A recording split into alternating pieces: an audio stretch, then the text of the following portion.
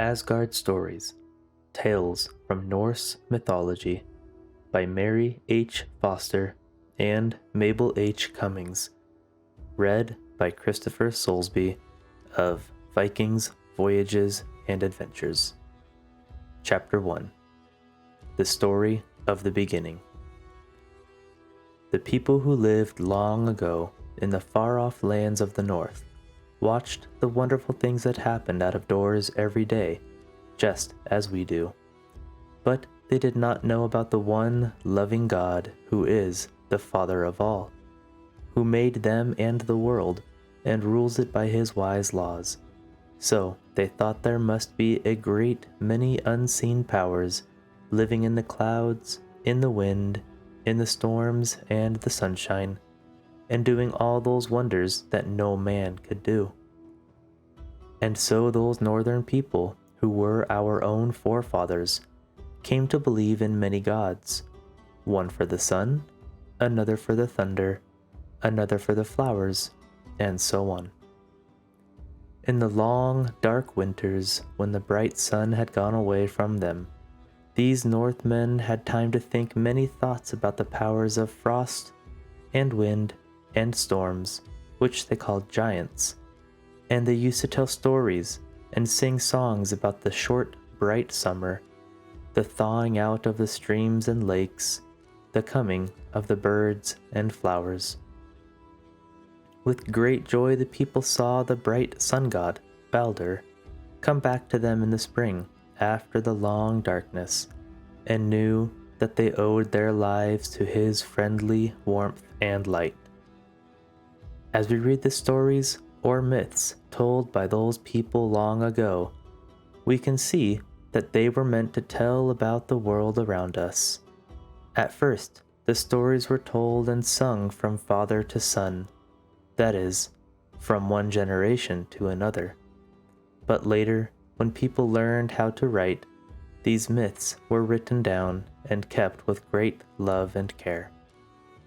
This is the story they told of the beginning. At first, before living creatures were in the world, it was all rough and without order. Far to the north it was very cold, for ice and snow were everywhere. Toward the south there was fire, and from the meeting of the fire and the cold, a thick vapor was formed, from which sprang a huge giant. On looking about for some food, he saw a cow, who was also searching for something to eat. The ice tasted salt, and when the cow began to lick it, a head appeared, and at last the whole figure of a god stood before her. From these two, the giant and the god, came the two great races of giants and gods who were always enemies to each other. The giants were constantly trying to break into Asgard, the home of the gods in the sky. The gods, on the other hand, watched and planned to keep out the giants and to drive them back to their own stronghold, Utgard. Our world, where men and women lived, was between Utgard and Asgard. It was called Midgard. And around this Midgard world, under the ocean, was coiled a monstrous serpent, who grew so long that his tail grew down his throat. He was called the Midgard serpent. A wonderful tree named Yggdrasil connected all the worlds. This great ash tree had its roots in Utgard, and the tops of its branches reached up so high as to overshadow Asgard. Its three main roots were watered by three fountains, and near one of them sat the wise giant Mimir, of whom we shall hear later. The Norns, three sisters, also lived at the roots of Yggdrasil, and were careful to see that it was watered every day. A little gray squirrel was always running up and down the tree, jerking his tail and hurrying to tell the news to everyone along the way. He was so anxious to be the first one to carry the news that many times he brought trouble to himself and to others, because he was not always careful to tell a story just as he had heard it. And often, everyone would have been happier if the squirrel had kept the story quite to himself. The gods and goddesses all together were called the Æsir, and the chief and father of them all was Odin. His lofty throne rose high in the midst of Asgard, the sacred city, which the gods had built for their beautiful home. From Asgard, arching over and down to the lower world, was a rainbow bridge called Bifrost, the Trembling Bridge. Upon this the dwellers in Asgard could travel every day, all except the mighty Thor. His thunder chariot was too heavy for the Trembling Bridge, so he had to go around a longer way. After the gods had made men and women, and had taught them to dwell on the earth, in the world of Midgard, Odin looked forth one morning from his heavenly seat to see what further work was waiting for his helping hand. He noticed, far away below him, a race of small beings, some of them busy doing mischievous deeds, while others sat idle doing nothing. Odin sent for all these little people to come to him, and when they had reached Asgard and were admitted to his palace in Gladsheim, they entered the great judgment hall, where they found all the Æsir sitting, with Father Odin at their head. The little people waited in a crowd near the door, wondering what was going to happen to them, while Hermod, the messenger of the gods, ran to his master to say that they had come. Then the Allfather spoke to the little dwarfs about their evil deeds among men, and he told the naughtiest ones that they must go and live down underground, and look after the great furnace fire in the middle of the earth, to keep it always burning. Some must get coal to feed the fire, and others still were to have charge of the gold and silver and precious stones under the rocks. Not one of these busy dwarfs must ever appear during the day. Only by night must they venture to leave their tasks. "And now," said Odin, turning to the idle ones, "what have you been doing?" "We were doing nothing at all, so we could not have harmed anyone, and we pray you to spare us," cried they. "Do you not know that they who sit idle when they should be doing good deserve punishment too?" said Odin. "I shall put you in charge of all the trees and flowers, and shall send one of the Æsir to teach you, so that you may be doing some good in the world." Then the little elves went to work among the flowers, and Frey, the bright god of summer and sunshine, was a kind master to them. He taught them how to open the folded buds in the sunshine, to fill the honey cups, and lead the bees along the flower passages to find their food, to hatch the birds' eggs and teach the little ones their songs, and then each night to fetch the water for dewdrops to be hung on every leaf and blade of grass. When the work was finished and the moon had risen, these busy elves and fairies enjoyed many a happy evening, dancing and frisking on the green by moonlight. And so our world of Midgard was filled with busy work and play. Even now, in our time, the people in the lands of the north and in Germany have many old sayings and stories that have come down to them from the days long ago. There is a beautiful white flower in the north, which is called Baldur's brow, because it is so pure and bright, like the face of the dear sun god Baldur. And in some places, when the farmers gather in their harvest of grain, they leave a little bunch of it standing in the field for Father Odin's horse. We have some English names to remind us of those old tales of our forefathers, for we have Tuesday named for Tyr, or Tiw, the brave god who gave his right hand to save his friends. Wednesday, or Woden's named for Odin. Thursday for Thor, the thunder god. And Friday for either the goddess Frigga or Freyja, or for Frey, the god of summer, who ruled the fairies. Chapter 2. Odin's Reward. One night when all was quiet in Asgard and the Ægir had gone to rest, Odin, the Allfather, sat awake on his high throne, troubled with many thoughts. At his feet crouched his 2 faithful wolves, and upon his shoulders perched the 2 ravens of thought and memory, who flew far abroad every day through the 9 worlds as Odin's messengers. The Allfather had need of great wisdom in ruling the worlds. After thinking a long time on the matter which needed his care, he suddenly started up and went forth with long strides from his palace of Gladsheim into the night. He soon returned, leading his beautiful 8-footed steed Sleipnir, and it was plain that Odin was going on a journey.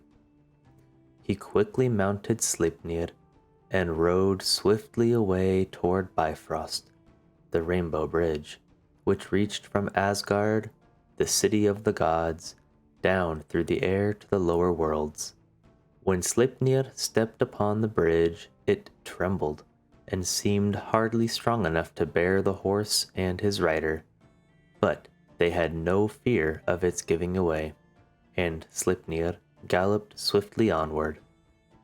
Soon Odin saw Heimdall, the watchman of the bridge, riding toward him on a fine horse, with a golden mane that reflected light upon the noble face of his rider. "You must be bound on some important errand, Father Odin, to be riding forth from Asgard so late at night," said Heimdall. "It is indeed a most important errand, and I must hasten on," replied Odin. "It is well for us that we have such a faithful guardian of the trembling bridge. If it were not for you, Heimdall, our enemies might long ago have taken Asgard by storm. You are so watchful. You can hear the grass grow in the fields and the wool gather on the backs of the sheep, and you need less sleep than a bird. I myself stand in great need of wisdom in order to take care of such faithful servants and to drive back such wicked enemies." They hurried over the bridge until they came to Heimdall's far-shining castle at the farther end of it. This was a lofty tower which was placed so as to guard the bridge, and it sent forth into the land of the giant enemies such a wonderful, clear light that Heimdall could see, even in the darkest night, anyone who came toward the bridge. Here Odin stopped a few moments to drink the mead which the good Heimdall offered him. Then said Odin, "As I am journeying into the land of our enemies, I shall leave my good horse with you. There are not many with whom I would trust him, but I know that you, my faithful Heimdall, will take good care of him. I can best hide myself from the giants by going on as a wanderer." With these words, the Allfather quitted Heimdall's castle and started off toward the north, through the land of the fierce giants. During all the first day there is nothing to be seen but ice and snow. Several times Odin was nearly crushed as the frost giants hurled huge blocks of ice after him. The second day he came to mountains and broad rivers. Often, when he had just crossed over a stream, the mountain giants would come after him to the other bank, and when they found that Odin had escaped them, they would send forth such a fierce yell that the echoes sounded from hill to hill. At the end of the third day, Odin came to a land where trees were green and flowers blooming. Here was one of the 3 fountains which watered the world tree, Yggdrasil, and nearby sat the wise giant Mimir, guarding the waters of this wonderful fountain, for whosoever drank of it would have the gift of great wisdom. Mimir was a giant in size, but he was not one of the fierce enemies of the gods, for he was kind and wiser than the wisest. Mimir's well of wisdom was in the midst of a wonderful valley, filled with rare plants and bright flowers, and among the groves of beautiful trees were strange creatures, sleeping dragons, harmless serpents, and lizards, while birds with gay plumage flew and sang among the branches. Over all this quiet valley shone a lovely soft light, different from sunlight, and in the center grew one of the roots of the great world tree. Here the wise giant Mimir sat gazing down into his well. Odin greeted the kind old giant and said, "O Mimir, I have come from far away Asgard to ask a great boon." "Gladly will I help you if it is in my power," said Mimir. "You know," replied Odin, "that as father of gods and men I need great wisdom, and I have come to beg for one drink of your precious water of knowledge. Trouble threatens us, even from one of the Æsir, for Loki, the fire god, has lately been visiting the giants, and I fear he has been learning evil ways from them. The frost giants and the storm giants are always at work, trying to overthrow both gods and men.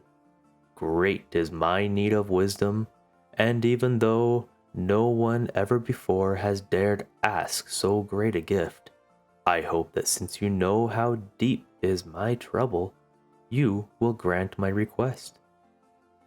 Mimir sat silently, thinking for several moments, and then said, "You ask a great thing indeed, Father Odin. Are you ready to pay the price which I must demand?" "Yes," said Odin, cheerfully. "I will give you all the gold and silver of Asgard, and all the jeweled shields and swords of the Æsir. More than all, I will give up my 8-footed horse Sleipnir, if it is needed to win the reward." "And do you suppose that these things will buy wisdom?" said Mimir. "That can be gained only by bearing bravery and giving up to others. Are you willing to give me a part of yourself? Will you give up one of your own eyes?" At this, Odin looked very sad. But after a few moments of deep thought, he looked up with a bright smile and answered, "Yes, I will even give you one of my eyes, and I will suffer whatever else is asked in order to gain the wisdom that I need."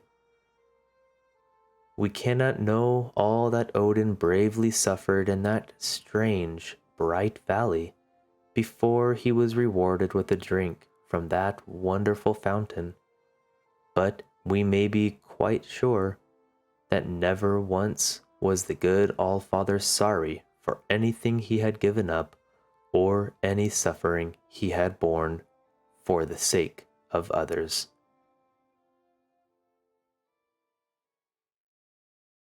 Chapter 3: Tyr and the Wolf.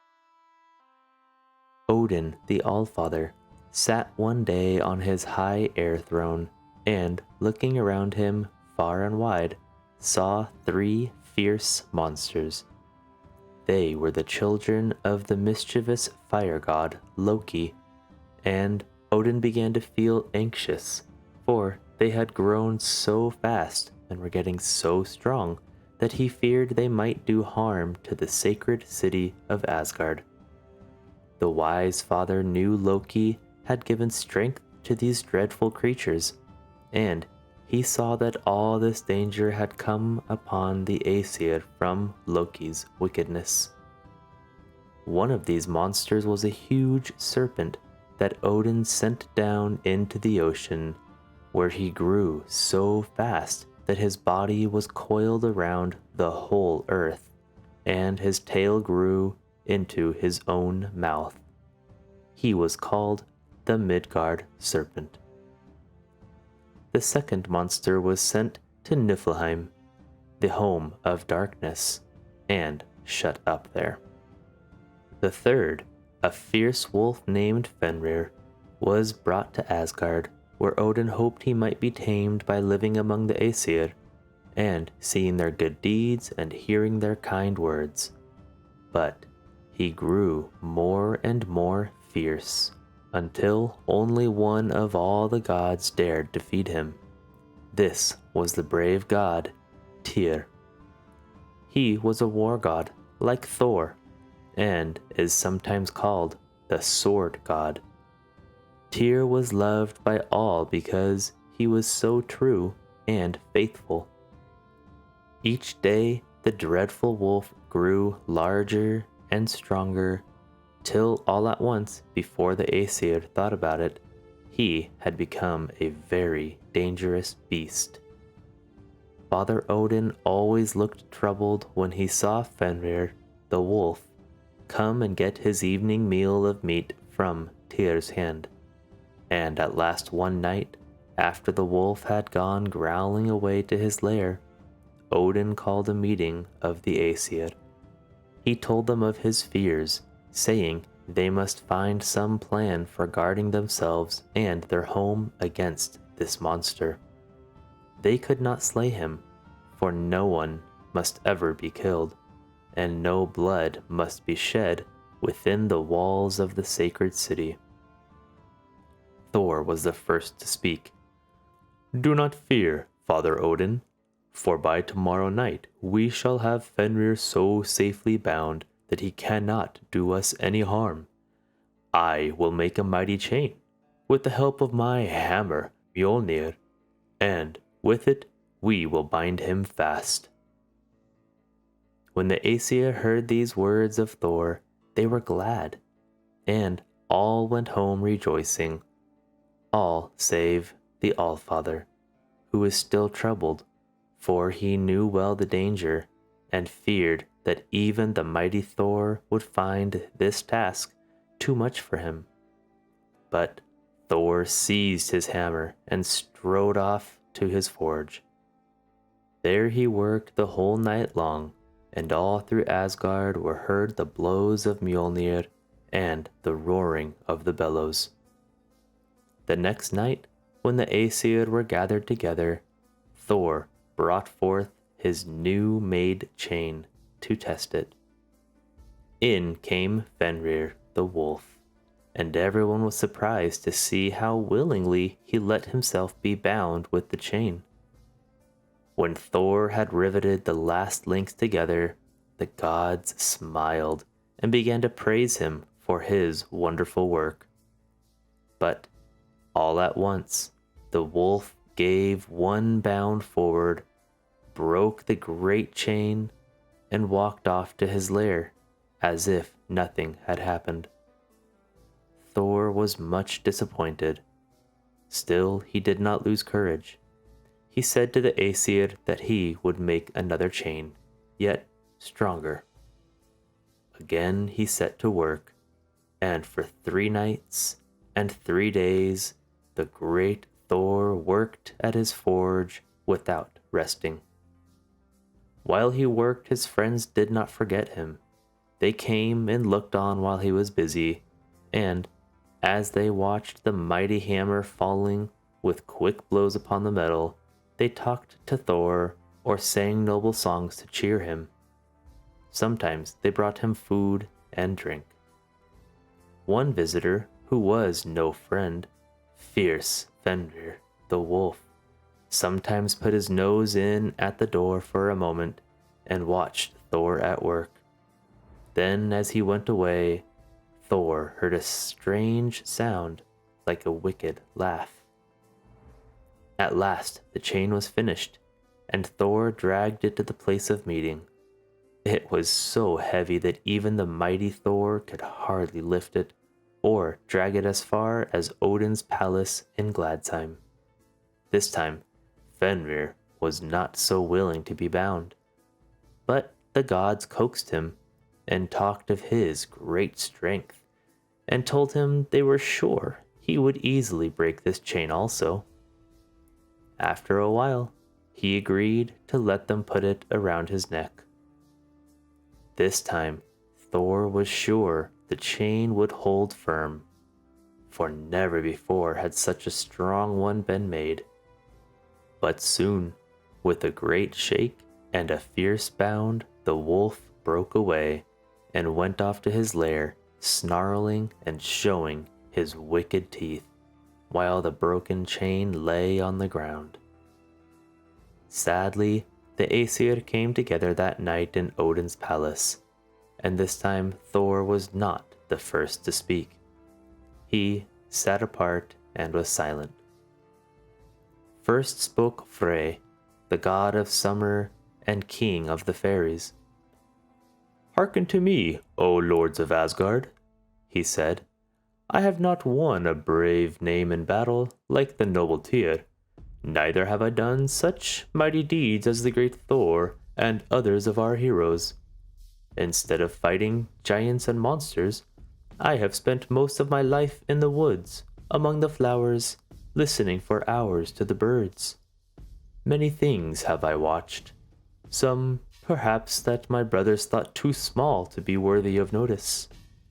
I have learned many lessons, and the greatest of them all is to know how much power there is in little things, and to see how often the work, done quietly and hidden from the eyes of men, is the finest and the most wonderful. Since we cannot make a chain strong enough to bind Fenrir, let us go to the little dwarfs who work in silence and in darkness, and ask them to make us a chain." The Allfather's troubled face grew brighter when he heard Frey speak, and he bade him send a messenger quickly to the dwarfs to order a chain made as soon as possible. So Frey went out, leaving the Æsir in their trouble, and came to his own lovely home, Alfheim. There everything was bright and peaceful, and the little elves were busy and happy. Frey found a trusty messenger and sent him with all speed to the dwarfs underground to order the new chain and to return as soon as he could bring it. The faithful servant found the funny little dwarf workmen all busy in their dark rock chambers, far down inside the earth, while at one side, in a lighter place, sat their king. The messenger bowed before him and told him his errand. The dwarfs were a wicked race, but they were afraid of Odin, for they had not forgotten the talk he once had with them, when he sent them down to work in darkness underground, and since that time they never had dared disobey him. The dwarf king said it would take 2 days and 2 nights to make the chain, but it would be so strong that no one could break it. While the busy dwarfs were at work, the messenger looked about at the many wonderful things, the great central fire which burns always in the middle of the earth, watched and fed with coal by the dwarfs. Above this, the beds of coal and bright precious diamonds, which the dwarfs took from the ashes of the fire. In another place, he watched them putting gold and silver, tin and copper into the cracks in the rocks, and he drank of the pure underground water which gives the Midgard people fresh springs. After 2 days, this messenger returned to the Dwarf King. The king, holding out in his hand a fine, small chain, said to the messenger, "This may seem to be small and weak, but it is a most wonderful piece of work, for we have used it in all the strongest stuff we could find. It is made of 6 kinds of things: the noise made by the footfall of cats, the roots of stones, the beards of women, the voice of fishes, the spittle of birds, the sinews of bears. This chain can never be broken, and if you can once put it on Fenrir, he will never be able to throw it off." Odin's messenger was glad to hear this, so he thanked the Dwarf King, and promising him a large reward, he went on his way back to Asgard, where the Æsir were longing for his return, and were all rejoiced to see him with the magic chain. Now Father Odin feared that Fenrir would not let them bind him a 3rd time, so he proposed that they should all take a holiday and go out to a beautiful lake to the north of Asgard, where they would have games and trials of strength. The other gods were pleased with this plan, and all set out in Frey's wonderful ship, which was large enough to hold all the Æsir with their horses, and yet could be folded up small enough to go in one's pocket. They landed on a lovely island in the lake, and after the races and games were over, Frey brought out the little chain and asked them all to try to break it. Thor and Tyr tried in vain. Then Thor said, "I do not believe anyone but Fenrir can break it." Now, the wolf did not want to be bound again, but he was very proud of his strength, and for fear of being called a coward, said at last he would let them do it, if he might hold the right hand of one of the Æsir in his mouth while they bound him, as a sign that the gods did not mean to play any tricks. When the gods heard this, they looked at each other, and all but one of them drew back. Only the brave, good Tyr stepped forward, gently put his hand into Fenrir's mouth. The other gods then put the chain around the beast and fastened it to a great rock. The fierce creature gave a leap to free himself, but the more he struggled, the tighter grew the chain.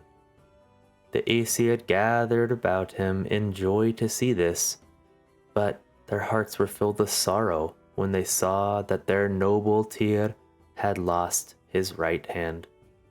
The dreadful wolf had shut his teeth together in his rage when he found he could not get free. Thus, the brave Tyr dared to risk danger for the sake of saving others, and gave up even his right hand to gain peace and happiness for Asgard.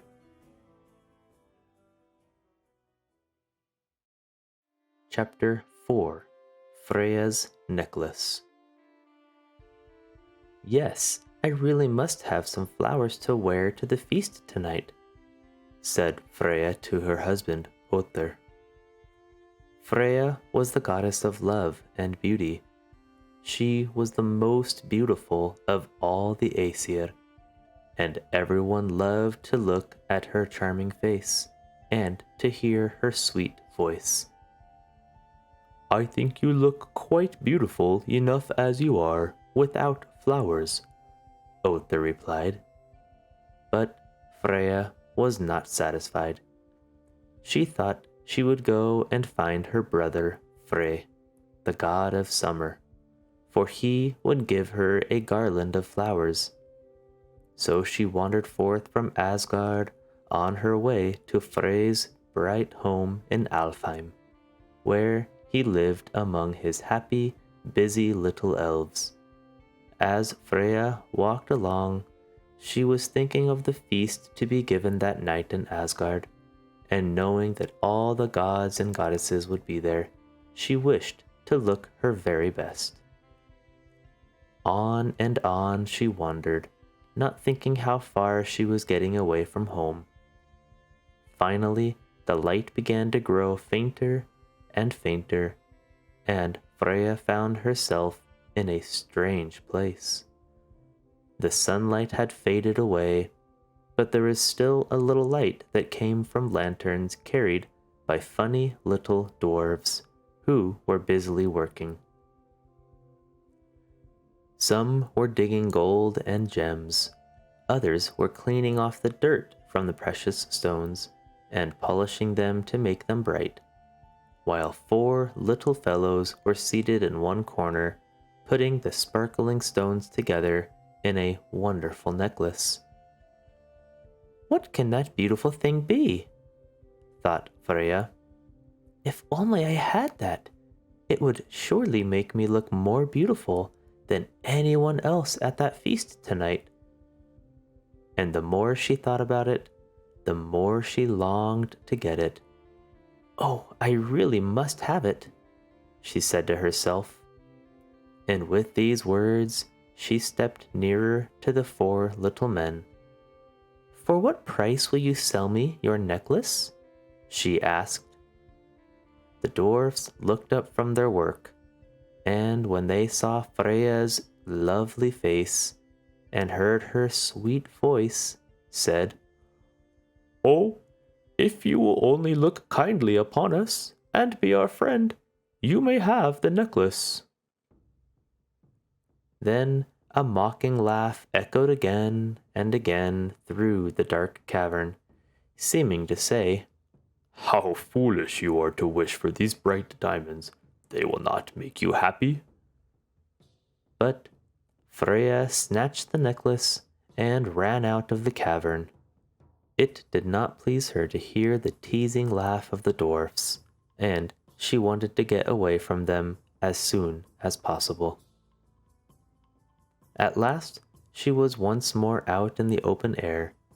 She tried to be free and happy again, but a strange feeling of dread came over her, as if something were going to happen. Soon she came to a still pool of water, and putting on the necklace, she bent over to look at her picture in the clear water. How beautiful the diamonds were, and how they sparkled in the sunshine. She must hasten home to show them to Other. The fair goddess soon reached Asgard, and hurried to the palace to find her husband. But Other was not there. Over and over again she searched through all the rooms in vain. He had gone, and although Freyja had her beautiful necklace, she cared little for it without her dear husband. Soon it was time to go to the feast, but Freyja would not go without Other. She sat down and wept bitter tears. She felt no joy now for having the necklace, and no sorrow because she could not feast with the Æsir. If only Other would come back, all would be well again. "I will go to the end of the world to find him," said Freyja, and she began to make ready for her journey. Her chariot, drawn by 2 cats, was soon ready, but before she could start, she must first ask Father Odin to allow her to go. "Allfather, I beg you give me leave to go look for my Other in every corner of the world." The wise father replied, "Go, fair Freyja, and may you find whom you seek." Then she started forth. First to the Midgard world the goddess of beauty went, but no one in all the world had seen or heard of Other. Down under the earth to Niflheim, and even to Utgard, the land of giants, she wandered, but still no one had seen or even heard of her husband. Poor Freyja wept many tears, and wherever the tears fell and sank into the ground, they turned into glistening gold. At last, the sad goddess returned to her own palace alone. She still wore the wonderful necklace, which was called Brisingamen.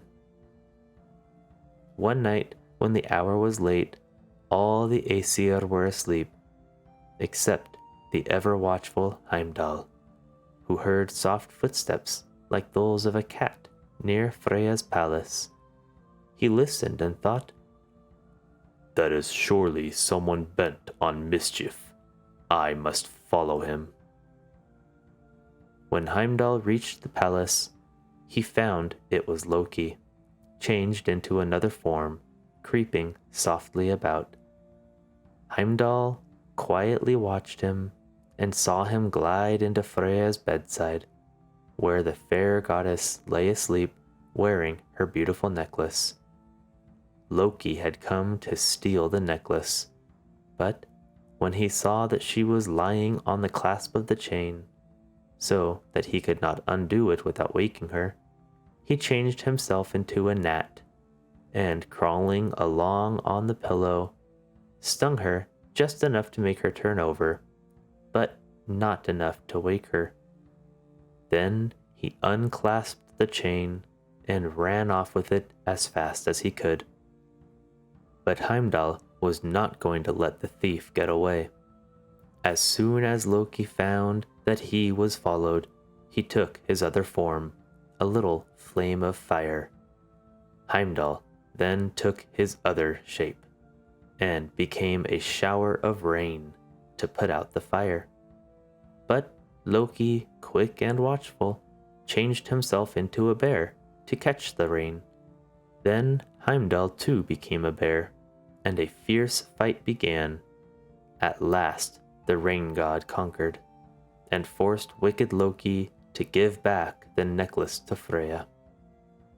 The whole land seemed to feel sorry for poor, lonely Freyja.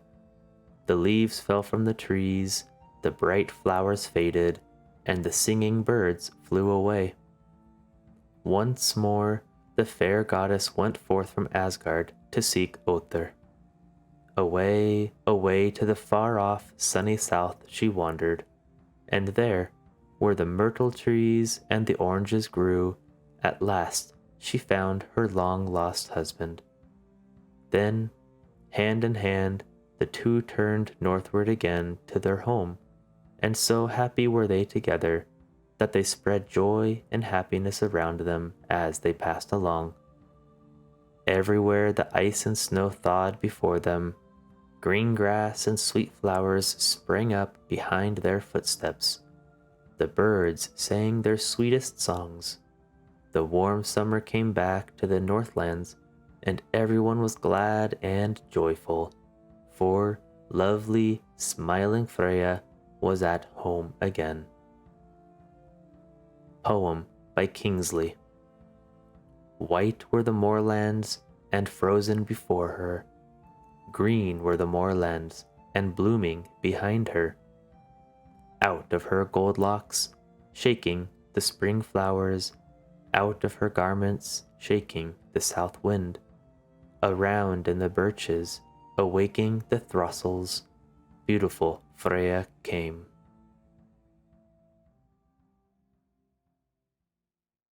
Chapter 5. The Hammer of Thor. Sif was the wife of mighty Thor, the thunder god, and she was very proud of her beautiful golden hair, which she combed and braided with great care. One morning when she awoke, she was filled with grief and dismay to find that her lovely hair had been cut off in the night while she slept. Her husband happened to be away that day, but when he came home late at night, Sif was careful to keep out of his sight. She felt so ashamed of her shorn head. Thor, however, soon called for Sif, and when he saw what had been done to her, he was very angry. Now Thor had a quick temper. Everyone feared his fierce anger. Who could have done this wicked deed? Thought he. There is only one among all the Æsir who would think of doing such a thing. Thor lost no time in finding Loki, and that mischief god had to admit that he was the guilty one. But he begged Thor to give him just a few days, as he promised to get something for Sif that would make her look more beautiful than ever. So Thor decided to give him a chance to try, and commanded him to give back to Sif her golden hair. Now, Loki knew a place where some wonderful workmen lived, so he went off as fast as he could go to Niflheim, the home of the dwarfs, under the earth, and asked one of them to make quickly some golden hair for Sif. Besides this, he asked for 2 gifts to carry to the gods, Odin and Frey, so that they might be on his side if Thor should bring his complaint before the Æsir. Loki did not have to wait long before the dwarf brought him a quantity of beautiful hair, spun from the finest golden thread. It had the wonderful power of growing just like real hair as soon as it touched anyone's head. Besides this, there was a spear for Odin, which never missed its aim, no matter how far it was thrown. And for Frey, a ship that could sail through the air as well as the sea. Although it was large enough to hold all the gods and their horses, yet it could be folded so that it was small enough to put in one's pocket. Loki was greatly pleased with these wonderful presents and declared that this dwarf must be the most skillful workman of them all. Now it happened that another dwarf named Brok heard him say this, and he told Loki that he was sure he and his brother could make more wonderful things than these. Loki did not believe that could be done, but he told Brok to try his skill. The Æsir should judge between them, and the one who should fail in the trial must lose his head. Then Brok called his brother Sindri, and they set to work at once. They first built a great fire, and Sindri threw in it a lump of gold. Then he told Brok to blow the bellows while he went out, and be sure not to stop blowing until he should come back. Brok thought this was an easy task, but his brother had not long been gone when a huge fly came in and buzzed about his face and bothered him so that he could hardly keep on blowing. Still, he was able to finish his work, so that when Sindri came back, they took out of the fire an enormous wild boar, which gave out light and could travel through the air with wonderful speed. On the second day, Sindri threw another lump of gold into the fire and left his brother to blow the bellows. Again, the buzzing, stinging fly came and was even more troublesome than before. But Brok tried very hard to be patient and was able to bear it without stopping his work until Sindri returned. Then they took from the fire a magic ring of gold, from which 8 new rings fell off every week. The third day, a lump of iron was put into the fire, and Brok was again left alone. In came the cruel fly. Have you guessed that it was really that mischief maker Loki? He bit the poor little dwarf so hard on the forehead that the blood ran down into his eyes and blinded him so that he could no longer see to do his work. Poor Brok had to stop just before Sindri came home, but not before the hammer which they were making in the fire was nearly finished. Only the handle came out rather too short. This magic hammer was named Mjolnir. It had the power of never missing its mark and would always return to the hand which threw it. When Loki appeared at last before the Æsir, with the two dwarf brothers and their gifts, it was declared that they had made the finest things, for the hammer, which was given to Thor, would surely be most useful in keeping the giants out of Asgard.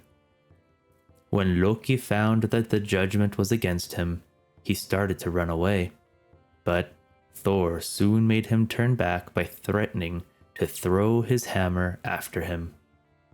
Then Loki had to collect his wits and think of some way to escape losing his head, instead of making the dwarfs pay the forfeit, as he had expected.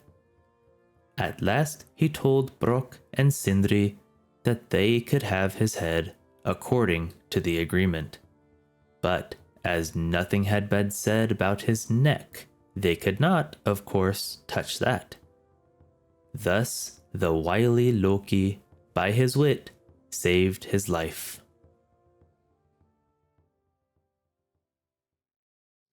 Chapter 6: Thor's Wonderful Journey.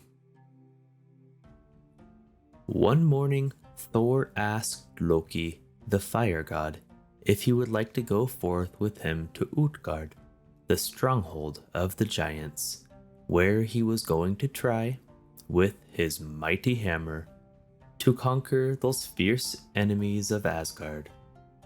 Loki was glad to go with him, and the two gods started forth in Thor's chariot, drawn by two goats.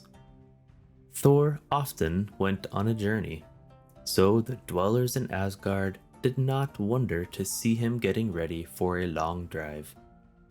As Thor and Loki drove along, the heavy chariot rattled and made the thunder echo among the hills. People in our world, down below in Midgard, heard the rumbling and said, "What a heavy thunderstorm! How the thunder crashes and rumbles!" Toward evening, the travelers stopped at a peasant's hut, and Thor, alighted from his chariot, went to the door of the house to ask shelter for the night. "I will gladly give you a room, but I have no food in the house," said the man who opened the door.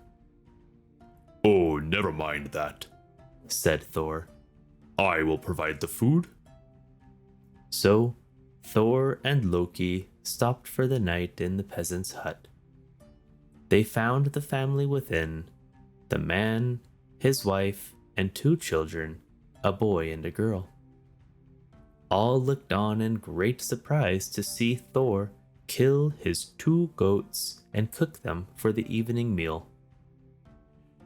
"Eat all you wish of the meat," said Thor, "but be careful not to break any of the bones. Throw them all into the two skins which I have spread upon the floor." Now the boy, whose name was Thialfe, wondered why Thor would say this, and as he happened to have a piece of the leg bone, he thought there could be no harm in breaking it open, to get out the soft marrow to eat. Thor was just then talking to Loki, and did not notice what had been done. But next morning, the boy learned a lesson that he never forgot. When Thor was ready to start off again next day, he held his magic hammer over the skins in which lay the bones. All at once the goats became whole again, and stood there just the same as before, except that one of them limped with his hind leg. Then the young Thialfe knew why Thor had told them not to break the bones. At first, when he saw Thor's angry face and how he grasped his hammer, the boy was frightened and wanted to run away. But soon he remembered it would be cowardly to do that, so he went to Thor and asked his forgiveness. Now the mighty thunder god, though often angry, was always just and kind. After scolding the boy as he deserved, he freely forgave him, and said that he and his sister might go along with Loki and himself on their journey. The four started off after saying goodbye to the peasant and his wife, leaving in their charge the chariot and goats, for it seemed best to finish the journey on foot. At nightfall, they entered a thick forest, through which they wandered on for miles, when all at once they came upon a house, and a strange-looking house it was. The wide front door opened into a big room. At the left was a small room, and just opposite the front door were 4 long, narrow rooms.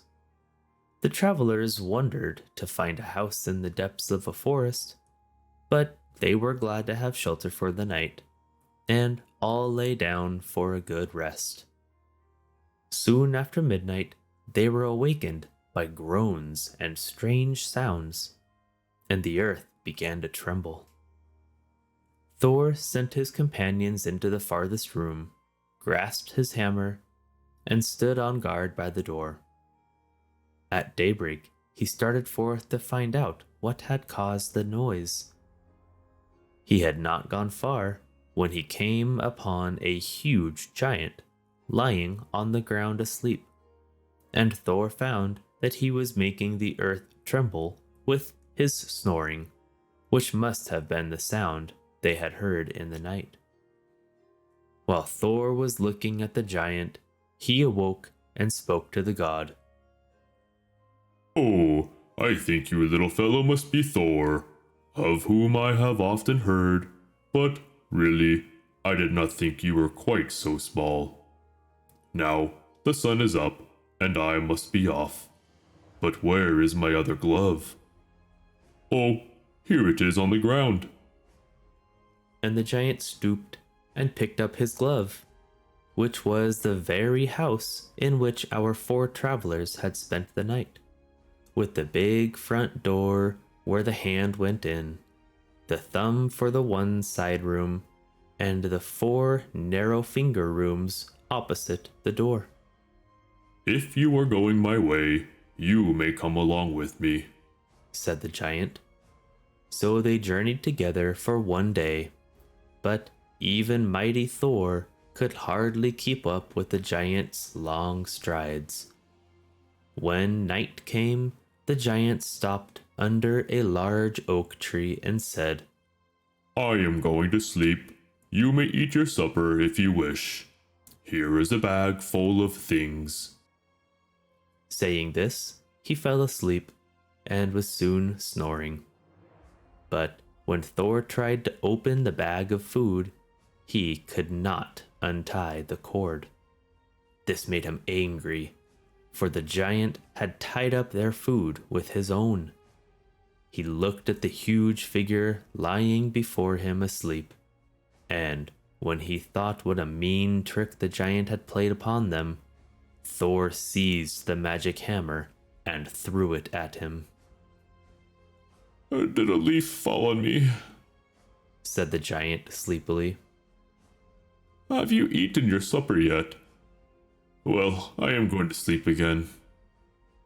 And soon he was snoring louder than before.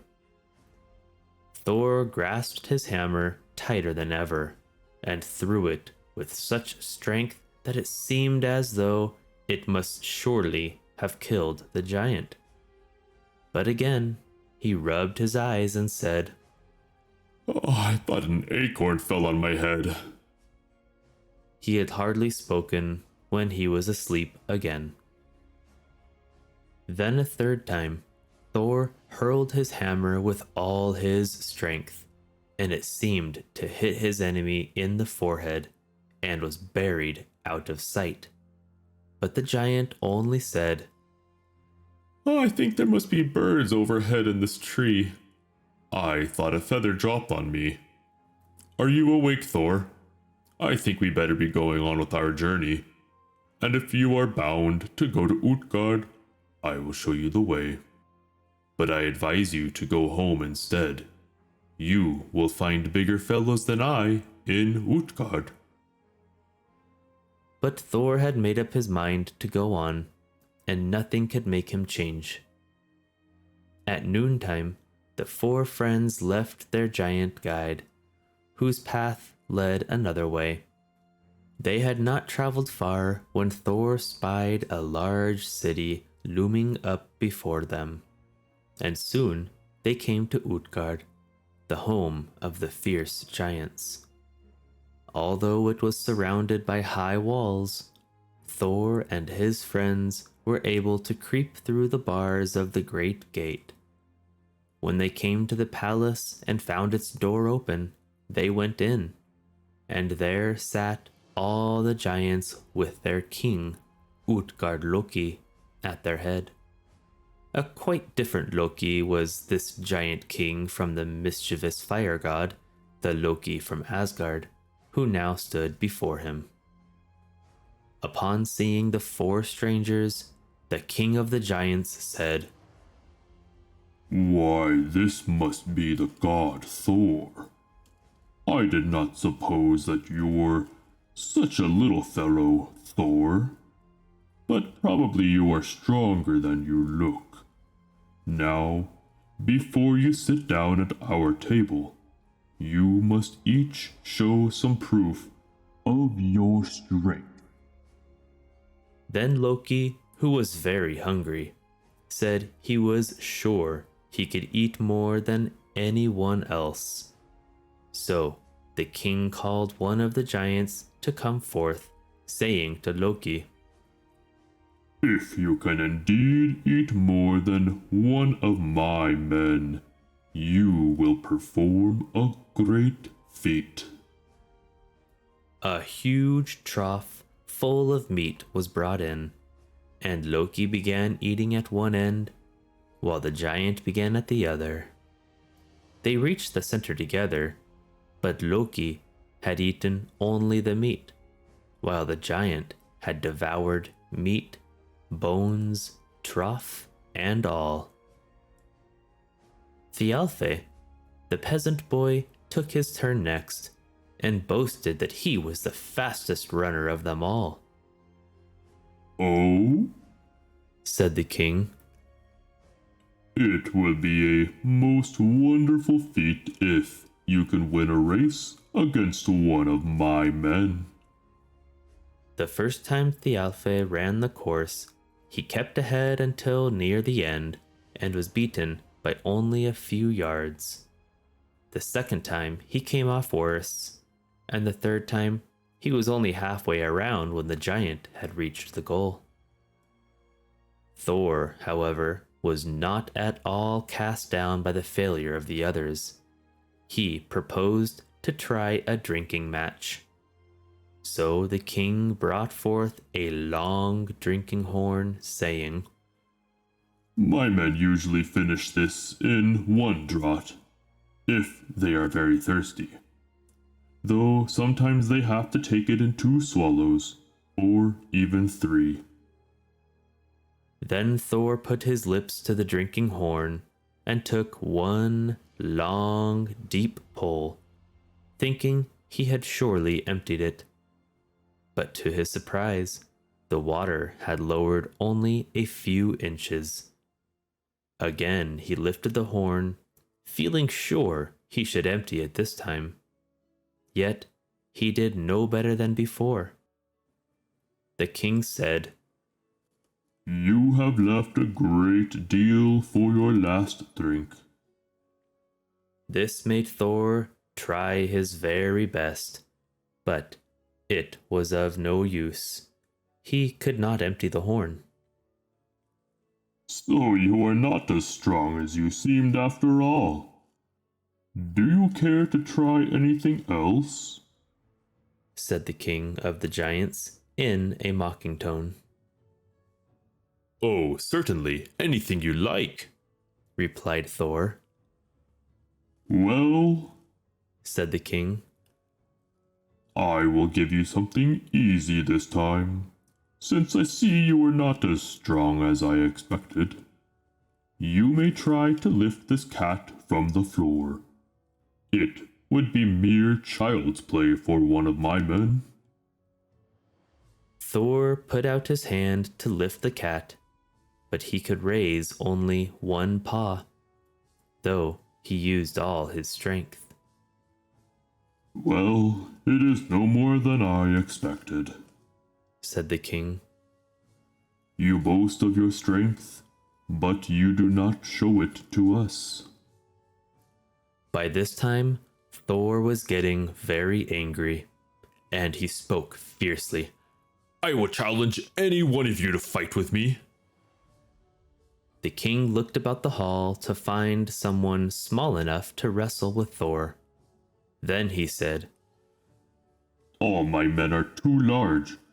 I shall have to send for one of the women." Soon, a bent old woman came hobbling in, and Thor thought it would be nothing to overcome her.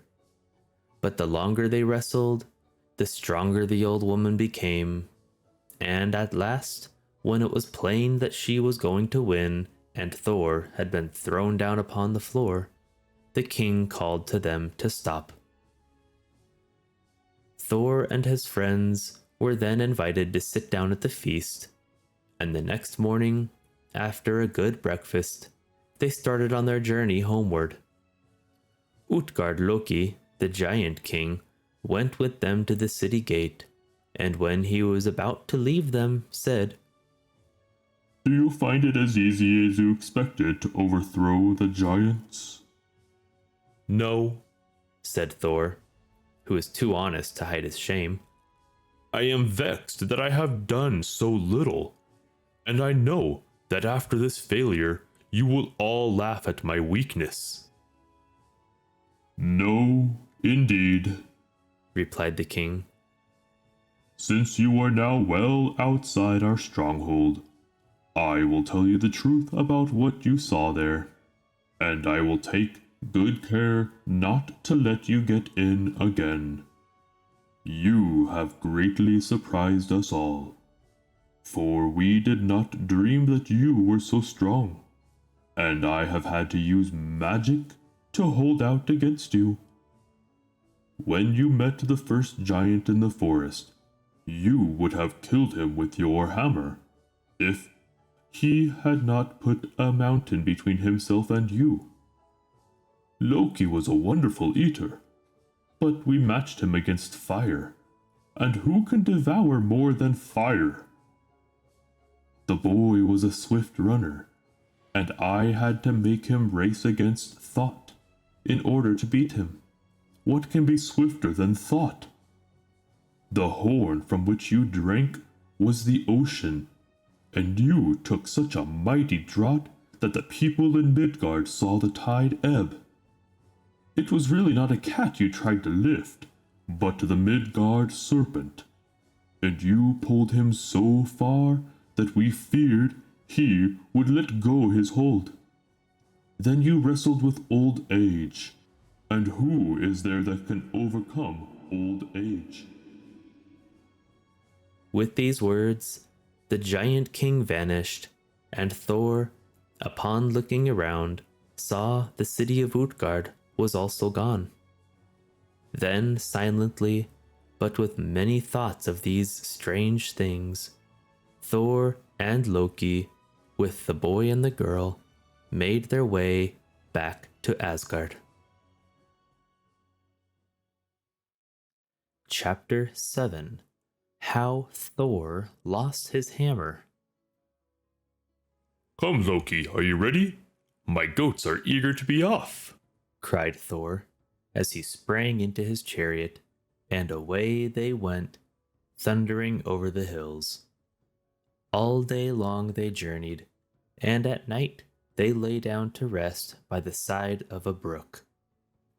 When Baldur, the bright sun god, awoke them in the morning, the first thing Thor did was to reach out for Mjolnir, his magic hammer, which he had carefully laid by his side the night before. "Why, Loki?" Cried he. "Alas, my hammer is gone. Those evil frost giants must have stolen it from me while I slept. How shall we hold Asgard against them without my hammer? They will surely take our stronghold. We must go quickly and find it, replied Loki. Let us ask Freyja to lend us her falcon garment. Now, the goddess Freyja had a wonderful garment made of falcon feathers, and whoever wore it looked just like a bird. As you may suppose, this was sometimes a very useful thing. So Thor and Loki went quickly back to Asgard and drove with all speed to Freyja's palace, where they found her sitting among her maidens. Asgard is in great danger, Said Thor. and we have come to you, fair goddess, to ask if you will lend us your falcon garment, for my hammer has been carried off, and we must go in search of it. Surely, answered Freyja. I would lend you my falcon cloak, even if it were made of gold and silver. Then Loki quickly dressed himself in Freyja's garment and flew to the land of the frost giants, where he found their king making collars of gold for his dogs and combing his horses. As Loki came near, he looked up and said, Ah, Loki, how fare the mighty gods in Asgard? The Aesir are in great trouble, replied Loki, and I am sent to fetch the hammer of Thor. And do you think I am going to be foolish enough to give it back to you, after I have had all the trouble of getting it into my power? Said the king. I have buried it deep, deep down in the earth, and there is only one way by which you can get it again. You must bring me the goddess Freyja to be my wife. Loki did not know what to say to this, for he felt sure that Freyja would never be willing to go away from Asgard to live among the fierce giants. But as he saw no chance of getting the hammer, he flew back to Asgard to see what could be done. Thor was anxiously looking out for him. What news do you bring, Loki? Cried he. Have you brought me my hammer again? Alas, no, said Loki. I bring only a message from the giant king. He will not give up your hammer until you persuade Freyja to marry him.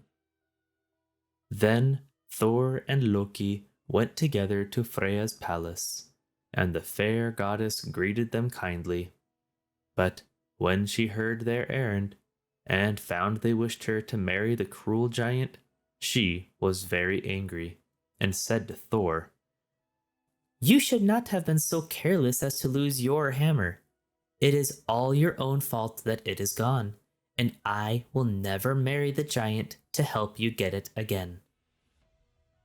Thor then went to tell Father Odin, who called a meeting of all the Aesir, for it was a very serious matter they were to consider. If the king of the giants only knew the power of the mighty hammer, he might storm Asgard and carry off the fair Freyja to be his bride. So the Aesir met together in their great judgment hall, in the palace of Gladsheim. Long and anxiously they talked over their peril, trying to find some plan for saving Asgard from those enemies. At last, Heimdall, the faithful watchman of the Rainbow Bridge, proposed a plan.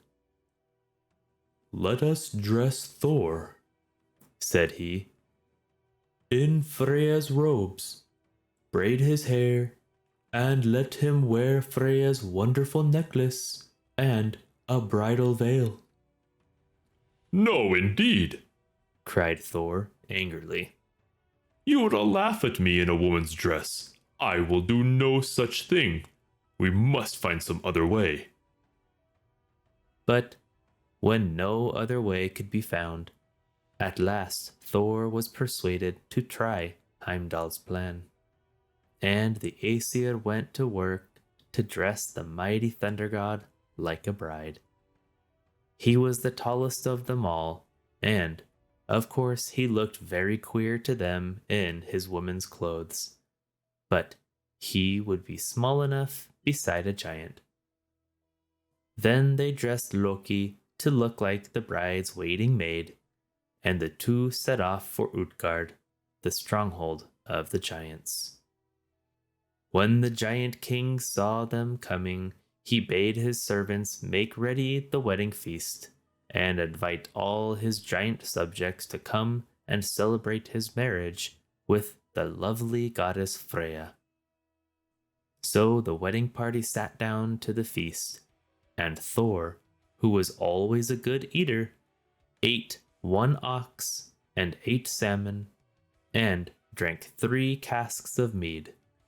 The king watched him, greatly surprised to see a woman eat so much, and said, "Where hast thou been, such a hungry bride?" But the watchful Loki, who stood nearby as the bride's waiting maid, whispered in the king's ear, 8 nights has Freyja fasted and would take no food. So anxious was she to be your bride. This pleased the giant, and he went towards Thor, saying he must kiss his fair bride. But when he lifted the bridal veil, such a gleam of light shot from Thor's eyes that the king started back and asked why Freyja's eyes were so sharp. Again, Loki replied, For 8 nights the fair Freyja has not slept. So greatly did she long to reach here. This again pleased the king, and he said, "Now let the hammer be brought and given to the bride, for the hour has come for our marriage." All this time, Thor was so eager to get his treasure back that he could hardly keep still. And if it had not been for what the wily Loki said, he might have been found out too soon.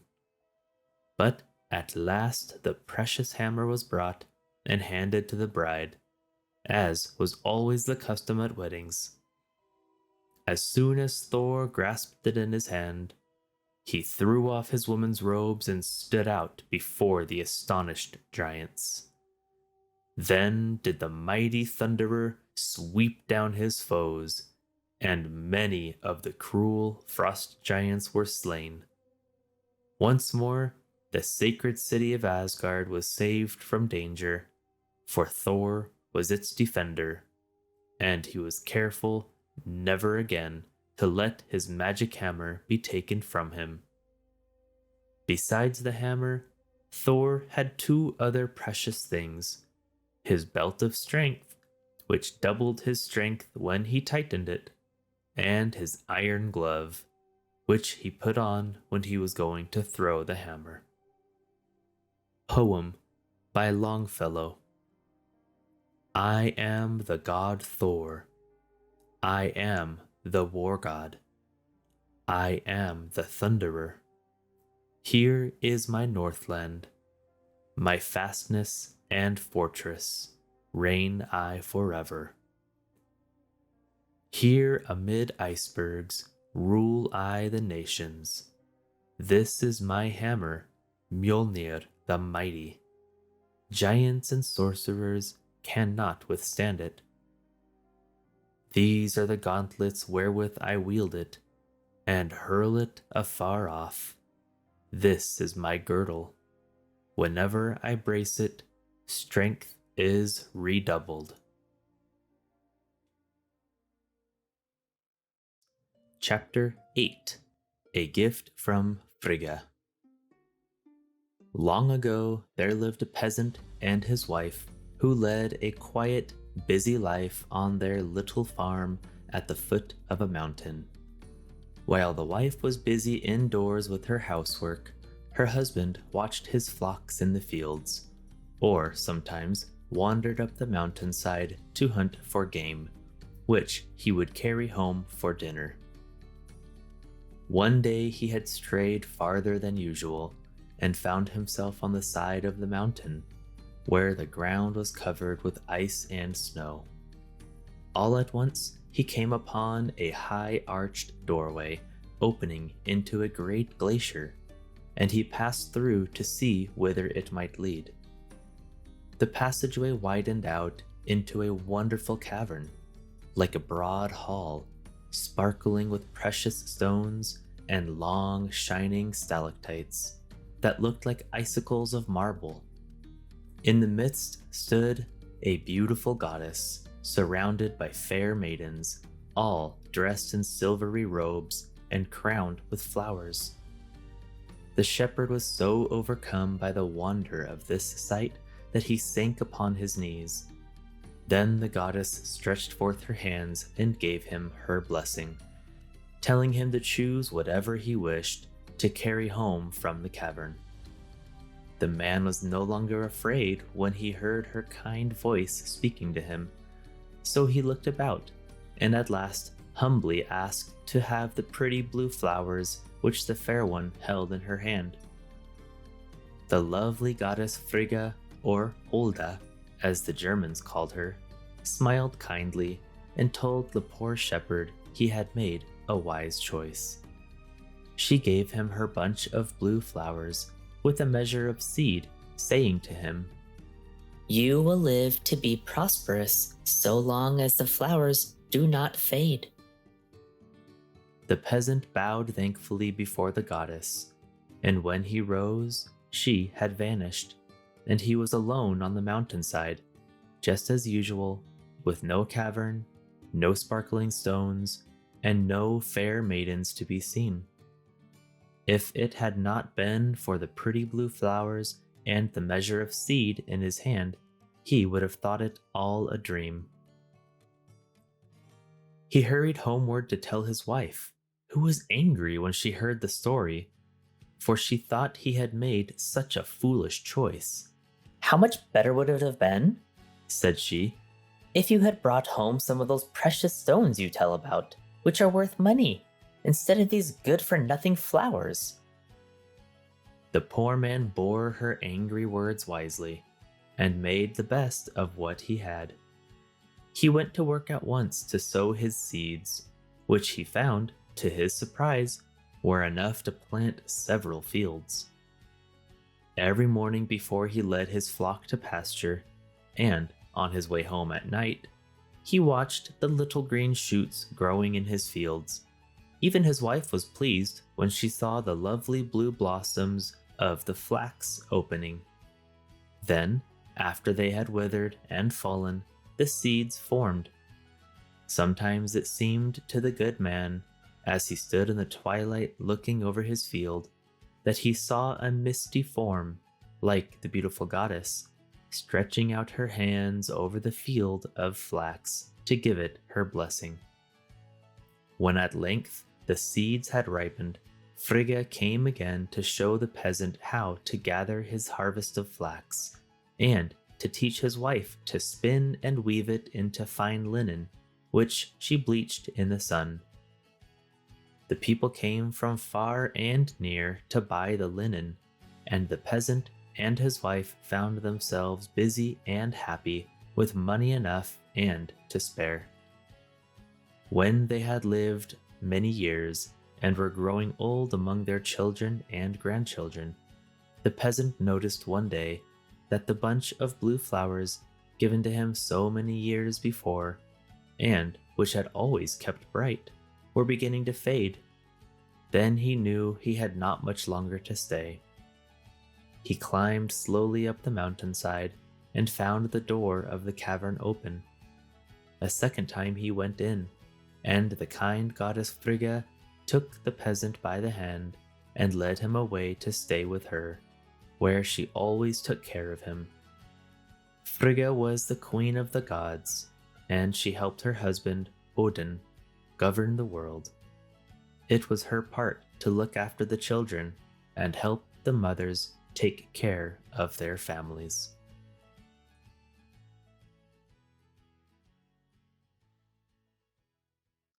Chapter 9: The Stealing of Iduna. Odin, the wise father of the gods, started off one day on a journey through Midgard, the world of men, to see how his people were getting on, and to give them help. He took with him his brother Honir, the light giver, and Loki, the fire god. Loki, you know, was always ready to go wherever he could have any fun or do any mischief. All the morning they went about among the homes of Midgard, and whenever Odin found busy, faithful workers, he was sure to leave behind some little thing which would hardly be noticed, a straw in the farmer's barn, or a kernel of grain in the furrow by the plow, or a bit of iron at the blacksmith's forge. But always happiness and plenty followed his little gift. At noontime, Loki was so hungry that he begged Odin to stop for dinner. So when they came to a shady spot by the bank of a river, the three gods chose it for their resting place. Odin threw himself down under a tree and began to read his little book of runes, or wise sayings. But Loki began to make a fire and get ready for the feast. When he started off to a farmhouse nearby, leaving Honir to cook the meat which they had brought. As Loki came near the farmhouse, he thought to himself, "I will change myself into a cat, and then I can have a better chance to spy about." So he changed himself into a black cat and jumped upon the kitchen windowsill. He saw the farmer's wife taking some cakes out of the oven. They smelled so good and looked so tempting that Loki said to himself, "What a prize those cakes would be for our dinner." Just then the woman turned back to the oven to get more cakes, and Loki snatched those which she had laid on the table. The good housewife soon missed her cakes. She looked all about and could not think what had become of them. But just as she was taking the last lot from the oven, she turned quickly around and saw the tail of a cat whisking out of the window. "There!" cried she.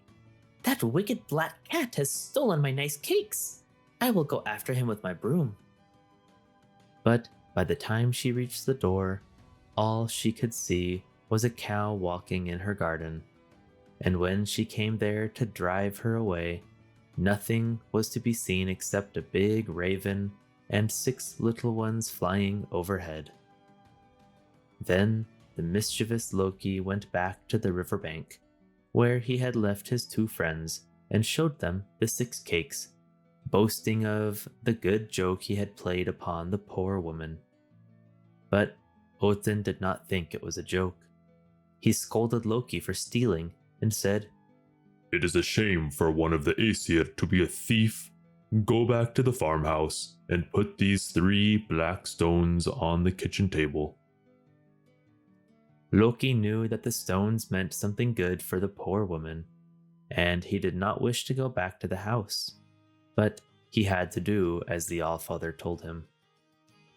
As he went along, he heard his friends, the foxes, who put their heads out of their holes and laughed at his tricks, for the foxes thought Loki was the biggest thief of them all. Changing himself into an owl, Loki flew at the kitchen window and dropped from his beak the 3 stones, which when they fell upon the white table seemed to be 3 black stains. The next time the young woman came into her kitchen, she was surprised to find that the dinner was all cooked, and so the wonderful stones that Odin had sent brought good luck. The housewife always found her food ready cooked, and all her jars and boxes filled with good things to eat, and never again was in need. The other women all said she was the best housekeeper in the village, but one thing always troubled her, and that was the table with the 3 black stains. She scrubbed and scrubbed and could never make it white again. And now we must go back to Loki. He was very hungry by this time and hoped that Hoenir would have the meat nicely cooked when he came back to the riverbank. But when they took it out of the kettle, they found it was not cooked at all. So Odin went on reading his book of runes, not thinking about food, while Hoenir and Loki watched the fire. And at the end of an hour, they looked again at the meat. "Now it will surely be done this time," said Loki. But again they were disappointed, for the meat in the kettle was still raw. Then they began to look about to see what magic might be at work, and at last spied a big eagle sitting on a tree near the fire. All at once the bird spoke and said, "If you will promise to give me all the meat I can eat, it shall be cooked in a few minutes." The three friends agreed to this, and in a short time, as the bird had promised, the meat was well done. Loki was so hungry he could hardly wait to get it out of the kettle. But suddenly, the eagle pounced down upon it and seized more than half, which made Loki so angry that he took up a stick to beat the bird. And what do you think happened? Why, the stick, as soon as it touched the bird's back, stuck fast there, and Loki found he could not let go his end of it. Then away flew the eagle, carrying Loki with him, over the fields and over the treetops, until it seemed as though his arm would be torn from his body. He begged for mercy, but the bird flew on and on. At last Loki said, "I will give you anything you ask if you will only let me go." Now the eagle was really the cruel storm giant Thiassi, and he said, I will never let you go until you promise to get for me, from Asgard, the lovely goddess Iduna, and her precious apples. When Odin and Hoenir saw Loki whisked off through the air, they knew that the eagle must be one of their giant enemies. So they hurried home to Asgard to defend their sacred city. Just as they came to Bifrost, the Rainbow Bridge, Loki joined them, but he took care not to tell them how the eagle came to let him go.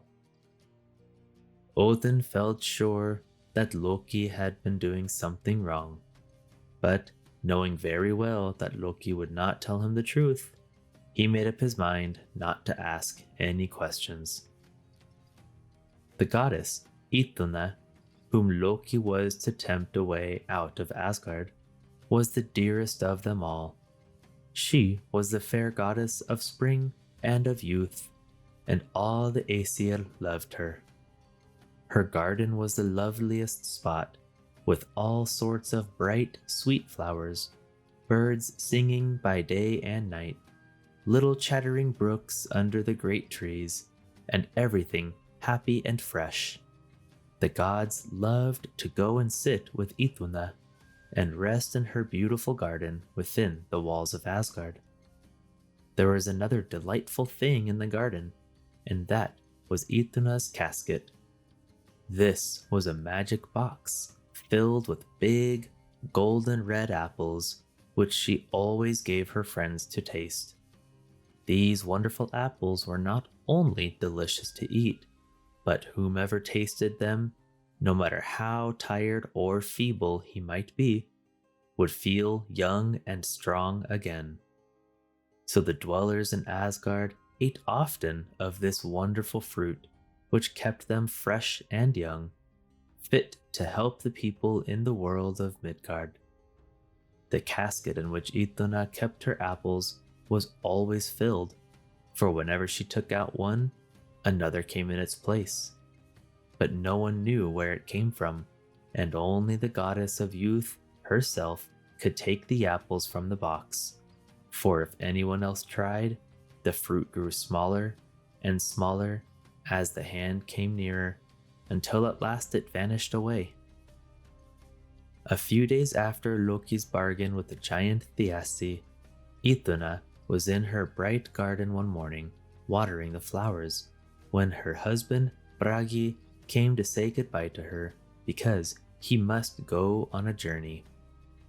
Loki watched him start off and thought, "Now, here is my chance to tempt Iduna away from Asgard." After a while, he went to the garden and found the lovely goddess sitting among her flowers and birds. She looked up at Loki with such a sweet smile as he came near that he felt almost ashamed of his cruel plan. But he sat down on the grassy bank and asked Iduna for one of her magic apples. After tasting it, he smacked his lips, saying, "Do you know, fair Iduna, as I was coming home toward Asgard one day, I saw a tree full of apples, which were really larger and more beautiful than yours. I do wish you would go with me and see them." Why, how can that be? said Iduna. For Father Odin has told me that my apples were the largest and finest he ever saw. I should so like to see those others, and I think I will go with you now to compare them with mine. "Come on then," said Loki. "And you'd better take along your own apples so that we can try them with the others." Now, Bragi had often told Iduna that she must never wander away from home, but thinking it would do no harm to go such a little way just this once, she took the casket of apples in her hand and went with Loki. They had hardly passed through the garden gate when she began to wish herself back again. But Loki, taking her by the hand, hurried along to the Rainbow Bridge. They had no sooner crossed over Bifrost than Iduna saw a big eagle flying toward them. Nearer and nearer he came, until at last he swooped down and seized poor Iduna with his sharp talons and flew away with her to his cold, barren home. There she stayed shut up for many long, dreary months, always longing to get back to Asgard to see Bragi and her lovely garden. The giant Thiassi had long been planning that if he could only once get the fair goddess of youth in his power, he would eat her magic apples, and so get strength enough to conquer the Æsir. But now, after all, she would not give him even one of them, and when he put his hand in the casket, the apples grew smaller and smaller until at last they vanished, so that he could not get even a taste. This cruel storm giant kept poor Iduna closely shut up in a little rock chamber, hoping that someday he could force her to give him what he wanted. All day long she heard the sea beating on the rocks below her gloomy cell, but she could not look out, for the only window was a narrow opening in the rock, high up above her head. She saw no one but the giant and his serving woman, who waited upon her. When these women first came to her, Iduna was surprised to see that they were not ugly or stern-looking, and when she looked at their fair, smiling faces, she hoped they would be friendly and pitiful to her in her trouble. She begged them to help her, and, with many tears, told them her sad story. But still they kept on smiling, and when they turned their backs, Iduna saw that they were hollow. These were the Eli women, who had no hearts, and so could never be sorry for anyone. When one is in trouble, it is very hard to be with Eli woman. Every day the giant came to ask Iduna, in his terrible voice, if she had made up her mind to give him the apples. Iduna was frightened, but she always had courage enough to say No. For she knew it would be false and cowardly to give to a wicked giant these precious gifts which were meant for the high gods. Although it was hard to be a prisoner and to see no one but the cold, fair Eli woman, who kept on smiling at her tears, she knew it was far better to belong to the bright Æsir, even in prison, than to be a giant or an illy woman, no matter how free or smiling they might be. All this while, the dwellers in Asgard were sad and lonely without their dear Iduna. At first, they went to her garden, as before, but they missed the bright goddess, and soon the garden itself grew dreary. The fresh green leaves turned brown and fell, the flowers faded, no new buds opened. No bird songs were heard, and the saddest thing of all was that now the gods had no more of the wonderful apples to keep them fresh and strong, while two strangers, named Age and Pain, walked about the city of Asgard, and the Æsir felt themselves growing tired and feeble. Every day they watched for Iduna's return. At last, when day after day had passed, and still she had not come, a meeting of all the gods and goddesses was called to talk over what they should do, and where they should search for their lost sister. Loki, you may be sure, took care not to show himself at the meeting, but when it was found out that Iduna had been last seen walking with him, Bragi went after him, and brought him in before all the Æsir. Then Father Odin, who sat on his high throne, looking very tired and sad, said, "Oh, Loki, what is this that you have done? You have broken your promise of brotherhood and brought sorrow upon Asgard. Fail not to bring home again our sister, or else come not yourself within our gates." Loki knew well that this command must be obeyed, and besides, even he was beginning to wish for Iduna again. So borrowing the cloak of falcon feathers, which belonged to the goddess Freyja, he put it on and set out for Utgard and the castle of the giant Thiassi, which was a gloomy cave in a high rock by the sea, and there he found poor Iduna shut up in prison. By good luck, the giant was away fishing when Loki arrived, so that he was able to fly in without being seen through the narrow opening in Iduna's rock cell. You would have taken him to be just a falcon bird, but Iduna knew it was really Loki, and was filled with joy to see him. Without stopping to talk, Loki quickly changed her into a nut, which he held fast in his falcon claws, and flew swiftly northward over the sea toward Asgard. He had not gone far when he heard a rushing noise behind him, and he knew it must be the eagle. Faster and faster flew the falcon with his precious nut, but the fierce eagle flew still faster after them. Meanwhile, for 5 days, the dwellers in Asgard gathered together on the city walls, gazing southward to watch for the coming of the birds, while Loki and Iduna, chased by Thiassi the eagle, flew over the wide sea separating Utgard, the land of the giants, from Asgard. Each night the eagle was nearer his prey, and the watchers in the city were filled with fear lest he should overtake their friends.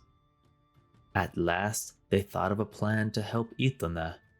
Gathering a great pile of wood by the city walls, they set fire to it. When Loki reached the place, he flew safely through the thick smoke and flame, for you know he was the god of fire, and dropped down into the city with his little nut held fast in his falcon claws. But when the heavy eagle came rushing on after them, he could not rise above the heat of the fire, and, smothered by the smoke, fell down and was burned to death. There was great joy in Asgard at having their dear Iduna back again. Her friends gathered around her, and she invited them all into her garden, where the withered tree and flowers began to sprout and blossom. The gay birds came back, singing and building their nests, and the happy little brooks went dancing under the trees. Iduna sat with Bragi among her friends, and they all feasted upon her golden apples. She was so thankful to be free and at home in her garden again. Once more the Æsir became young and strong, and the two dark strangers went away, for happiness and peace had come back to Asgard. Chapter 10, Skadi. While Iduna's friends were still crowding about her, all joyful and glad at getting her home again, they spied someone afar off, coming toward Asgard. As the figure drew nearer, they saw it was Skadi, the tall daughter of the frost giant Thiassi, who had chased Iduna. She was dressed all in white fur and carried a shining hunting spear and arrows. Slung over her shoulder were snowshoes and skates, for Skadi had come from her mountain home in the icy north. Very angry about the loss of her father, she had come to ask the Æsir why they had been so cruel to him. Father Odin spoke kindly to her, saying, "We will do honor to your father by putting his eyes in the sky, where they will always shine as two bright stars. And the people in Midgard will remember Thiassi whenever they look up at the night and see the two twinkling lights. Besides this, we will also give you gold and silver." But Skadi, thinking money could never repay her for the loss of her father, was still angry.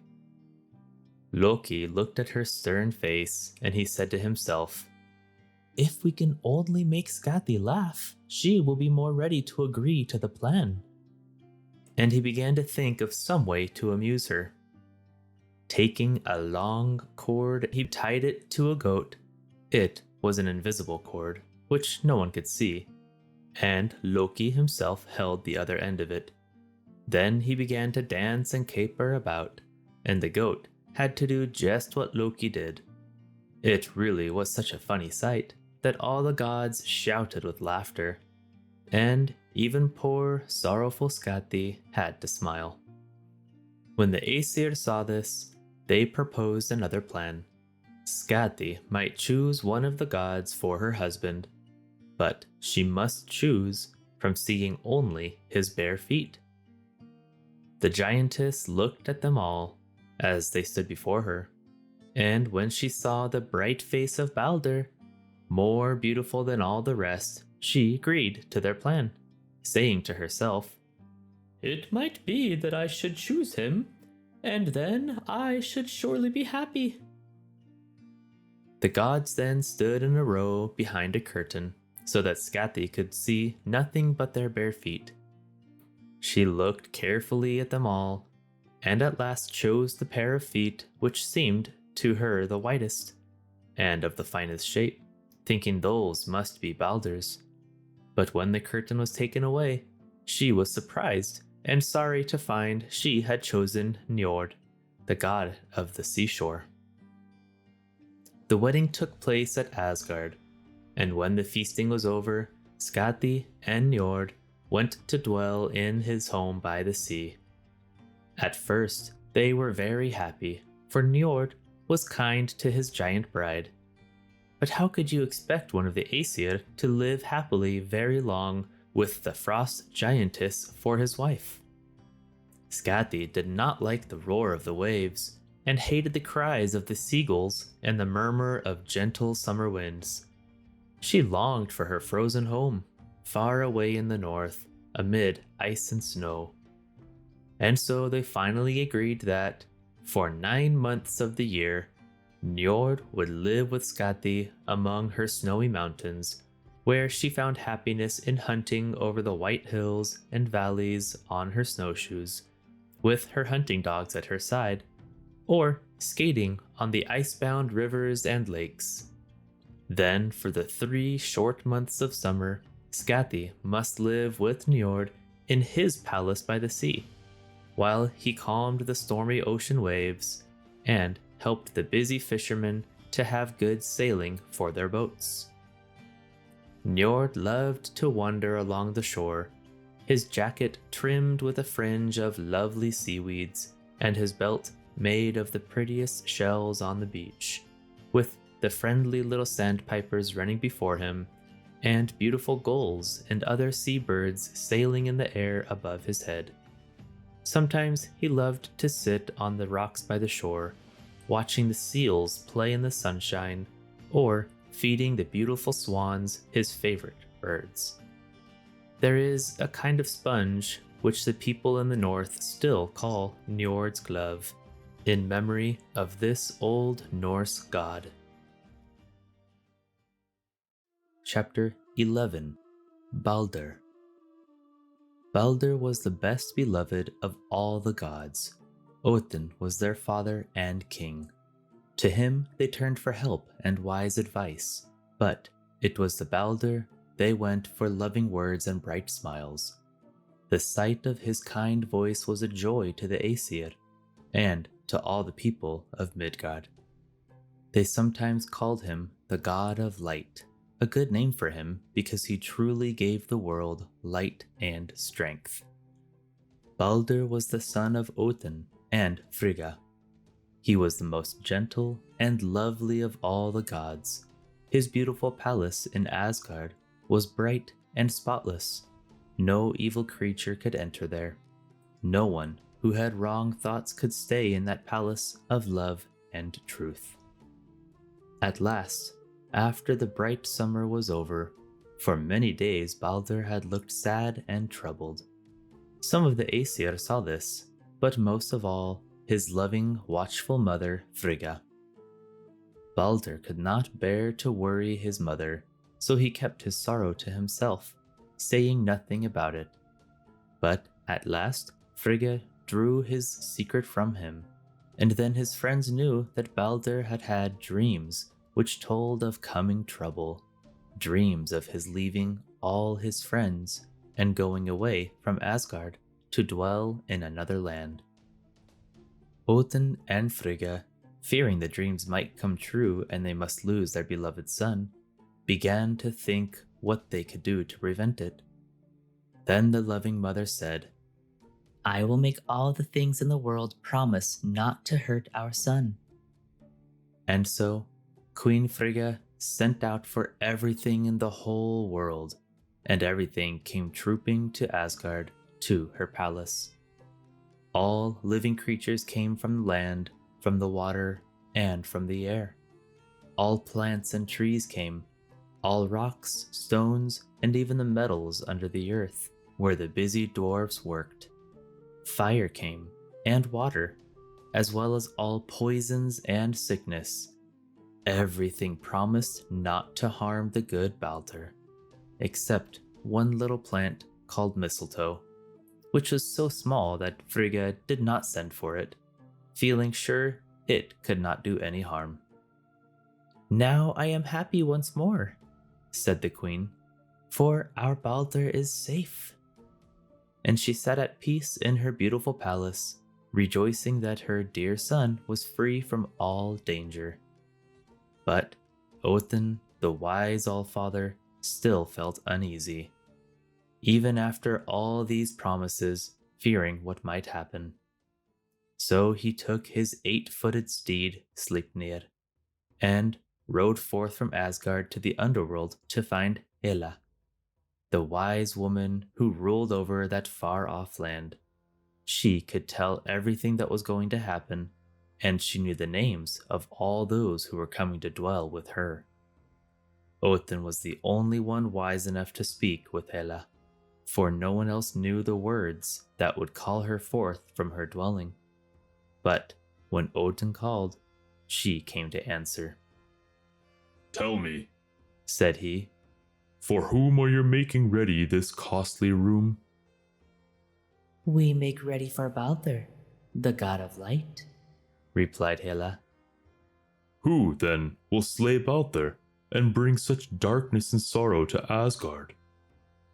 Again the wise woman said, It is Hoder, Baldur's twin brother, who will slay the sun god." And with these words, she vanished. Sadly, Father Odin returned to Asgard and told his wife the words of Hela. But Frigga was not troubled in her heart, for she felt sure that nothing would hurt her dear son.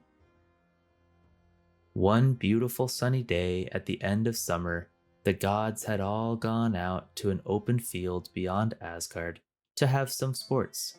As they all knew that nothing could hurt Baldur, they placed him at the end of the field for a target, and then took turns throwing their darts at him, just for the fun of seeing them fall off without hurting him. They thought this was showing great honor to Baldur, and he was pleased to join in the sport. Loki happened to be away when they began to play, and when he came, was angry in his heart that nothing could hurt Baldur. "Why should he be so favored? I hate him," said Loki to himself, and began at once to plan some evil. All this while, Queen Frigga sat in her palace, thinking of all her dear sons, and of how much good they did to men. As she sat thus, thinking and spinning with her hands, there came a knock at the door. The queen called, "Come in." and an old woman stood before her. Frigga spoke kindly to her, and soon the old woman said she had passed by the field where the gods were playing and throwing sharp weapons at Baldur. "Oh, yes," Said Frigga, "neither metal nor wood can hurt him, for all things in the world have given me their promise." "What?" said the old woman. "Do you mean that all things have really vowed to spare Baldur?" "All," replied the queen. "except one little plant that grows on the eastern side of Asgard. It is called mistletoe, and I thought it too small and soft to do any harm." Before long, the old woman went away, and when she was quite out of sight of Frigga's palace, threw off her woman's clothes. And who do you suppose it was? Why, no woman at all, but that wicked Loki, of course, who hurried away out of Asgard to find the poor little plant that did not know about Baldur's danger. When he came to the place where the plant grew, Loki, cutting off a branch, quickly made a sharp arrow, which he carried back to the playground, where the Æsir was still at their game, all but one, Hotur, the god of darkness, Baldur's blind twin brother. Then Loki went up to Hotur and said to him in a low voice, "Why do you not join with the others in doing honor to Baldur?" "I cannot see to take aim, you know, and besides I have no weapon," said Hotur. "Come then, here is a fine new dart for you, and I will guide your hand," whispered wicked Loki. Then he slipped the arrow of mistletoe wood into Baldur's hand and aimed it himself at Baldur, who stood there so bright and smiling. Then poor blind Hotur heard a dreadful cry from all the gods. Baldur the Beautiful had fallen, struck by the arrow. He would now be taken away from them to live with Hela in the underworld.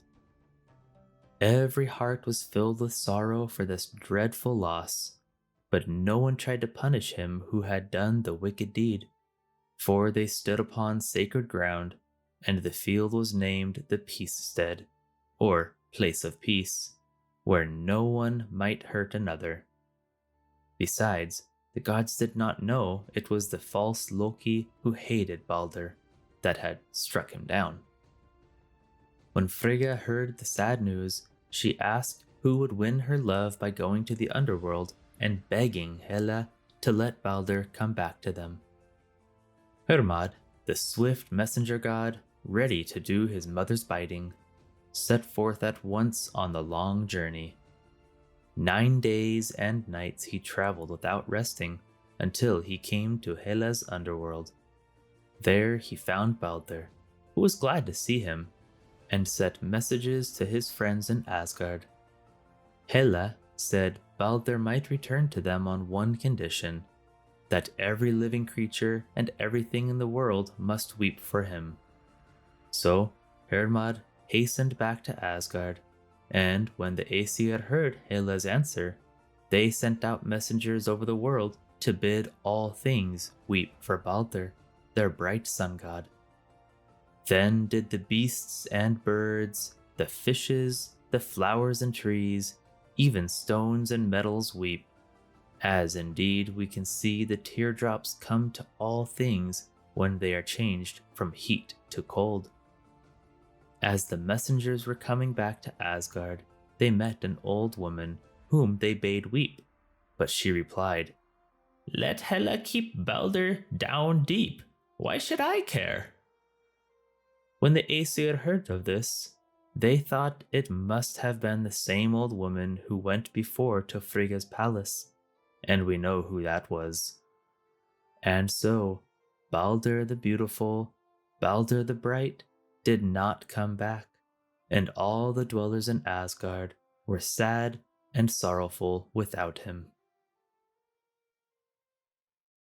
Chapter 12. Ægir's Feast. Ægir was the ruler of the ocean, and his home was deep down below the tossing waves, where the water is calm and still.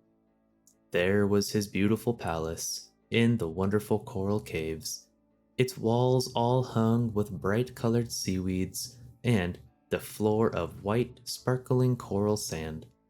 Such wonderful sea plants grew all about, and still more wonderful creatures, some which you could not tell from flowers, waving their pretty fringes in the water, some sitting fastened to the rocks and catching their food without moving, like the sponges, others darting about and chasing each other. Poem by Percival. Deep in the wave is a coral grove, where the purple mullet and goldfish rove, where the sea flower spreads its leaves of blue that never are wet with falling dew, but in bright and changeful beauty shine far down in the green and glassy brine. The floor is of sand like the mountain drift, and the pearl shells spangle the flinty snow.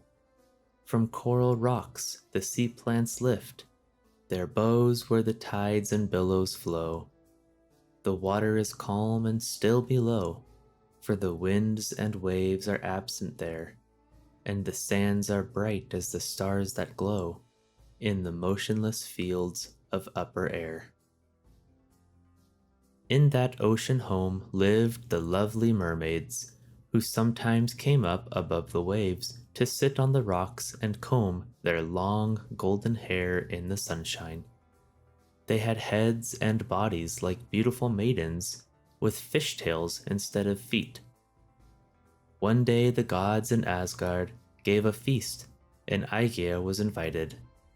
He could not often leave home to visit Asgard, for he was always very busy with the ocean winds and tides and storms. But calling his daughters, the waves, he bade them keep the ocean quiet while he was away, and look after the ships at sea. Then Ægir went over Bifrost, the Rainbow Bridge, to Asgard, where they had such a gay party and such feasting that he was sorry when the time came to go home. But at last he said goodbye to Father Odin and the rest of the Æsir. He thanked them all for the pleasure they had given him, saying, If only I had a kettle that held enough mead for us all to drink, I would invite you to visit me.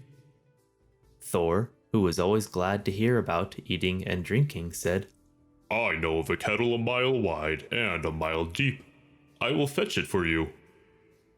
Then Ægir was pleased, and set a day for them all to come to his great feast. So Thor took with him his brother, the brave Tyr, who knew best how to find the kettle, and together they started off in Thor's thunder chariot, drawn by goats, on their way to Utgard, the home of the giants. When they reached that land of ice and snow, they soon found the house of Ymir, the giant who owned Mile Deep, as the big kettle was called.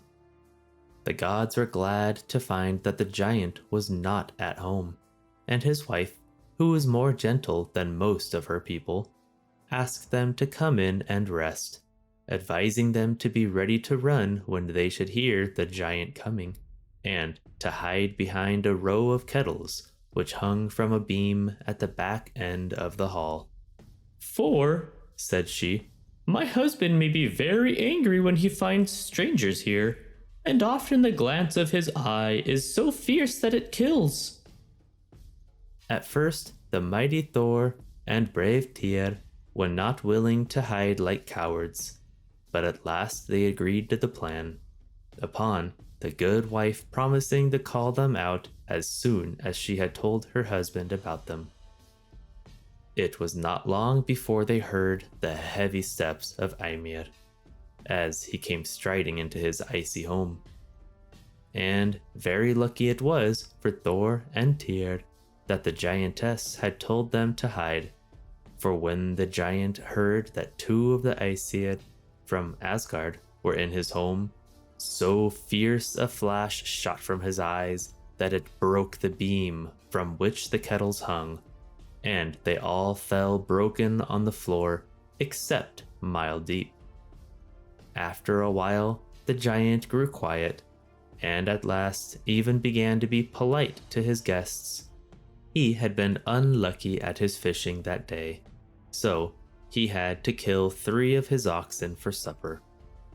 Thor, being hungry as usual, made Ymir quite angry by eating 2 whole oxen, so that when they rose from the table, the giant said, If you keep on eating as much at every meal as you have tonight, Thor, you will have to find your own food. Very well, said Thor.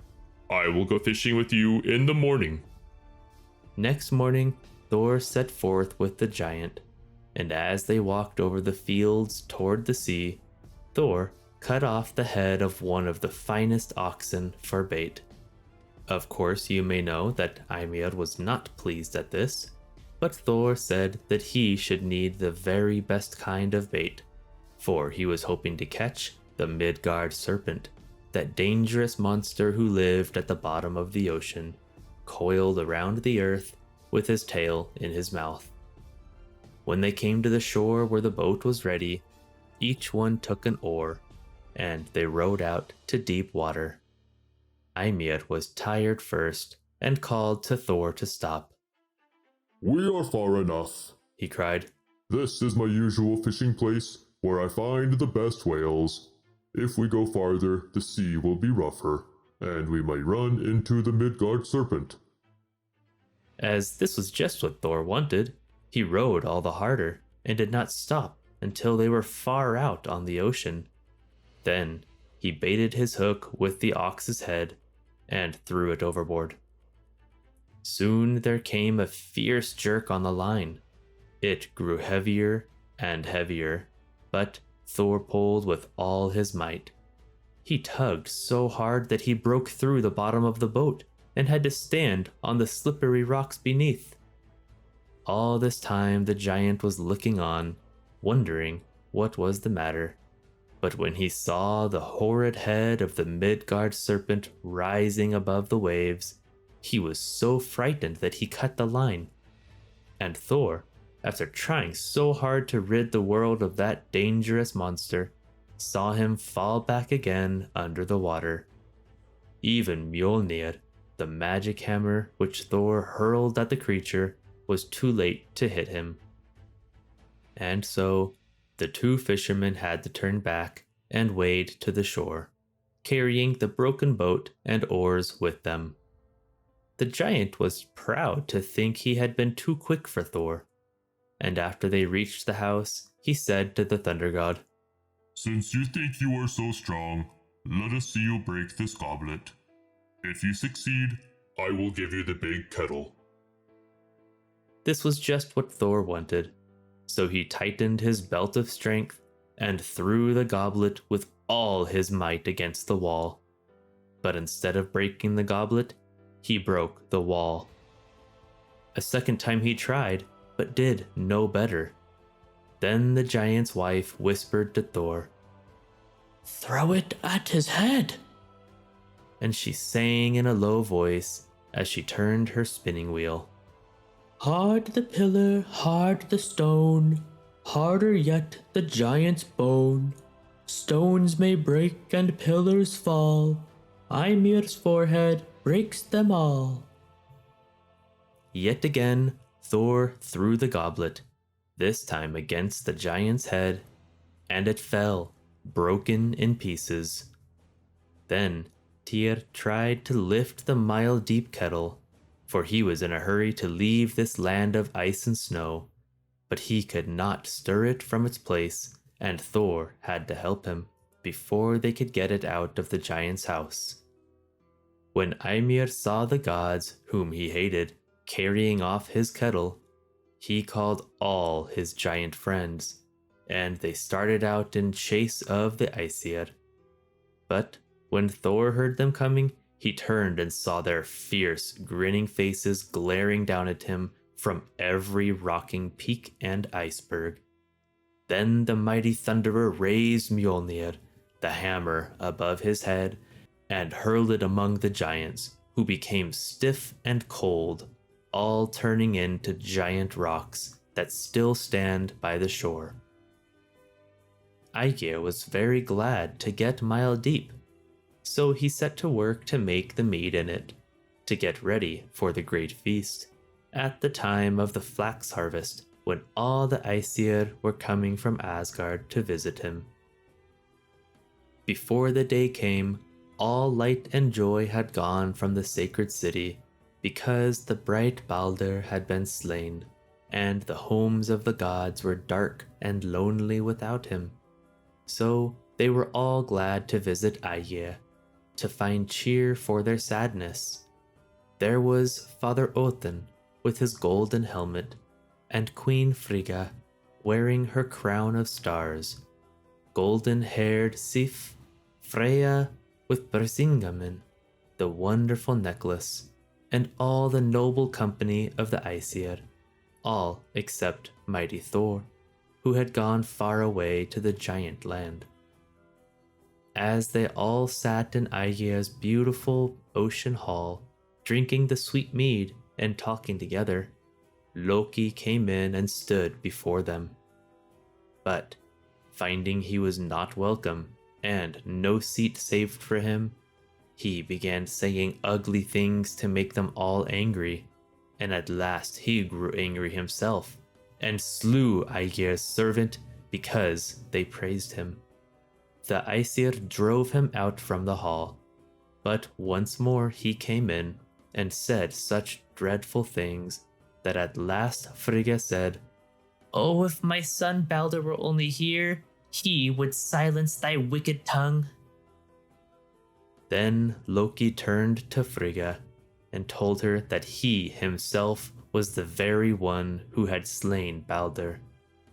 He had no sooner spoken than a heavy peal of thunder shook the hall, and angry Thor strode in, waving his magic hammer.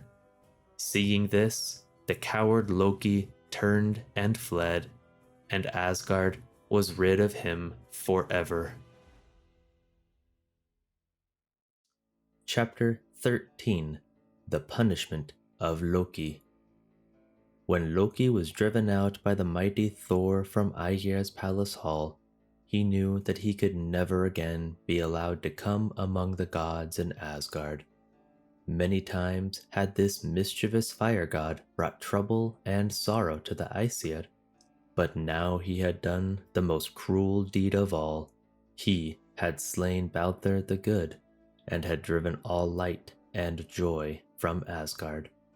Far away he fled, among the mountains, hoping that no one would find him there, and near a lovely mountain stream he built for himself a hut with 4 doors, looking north, east, south, and west, so that if the wise Allfather, on his high air throne in Asgard, should see him and send messengers to punish him, the watchful Loki could see them coming and escape by the opposite door.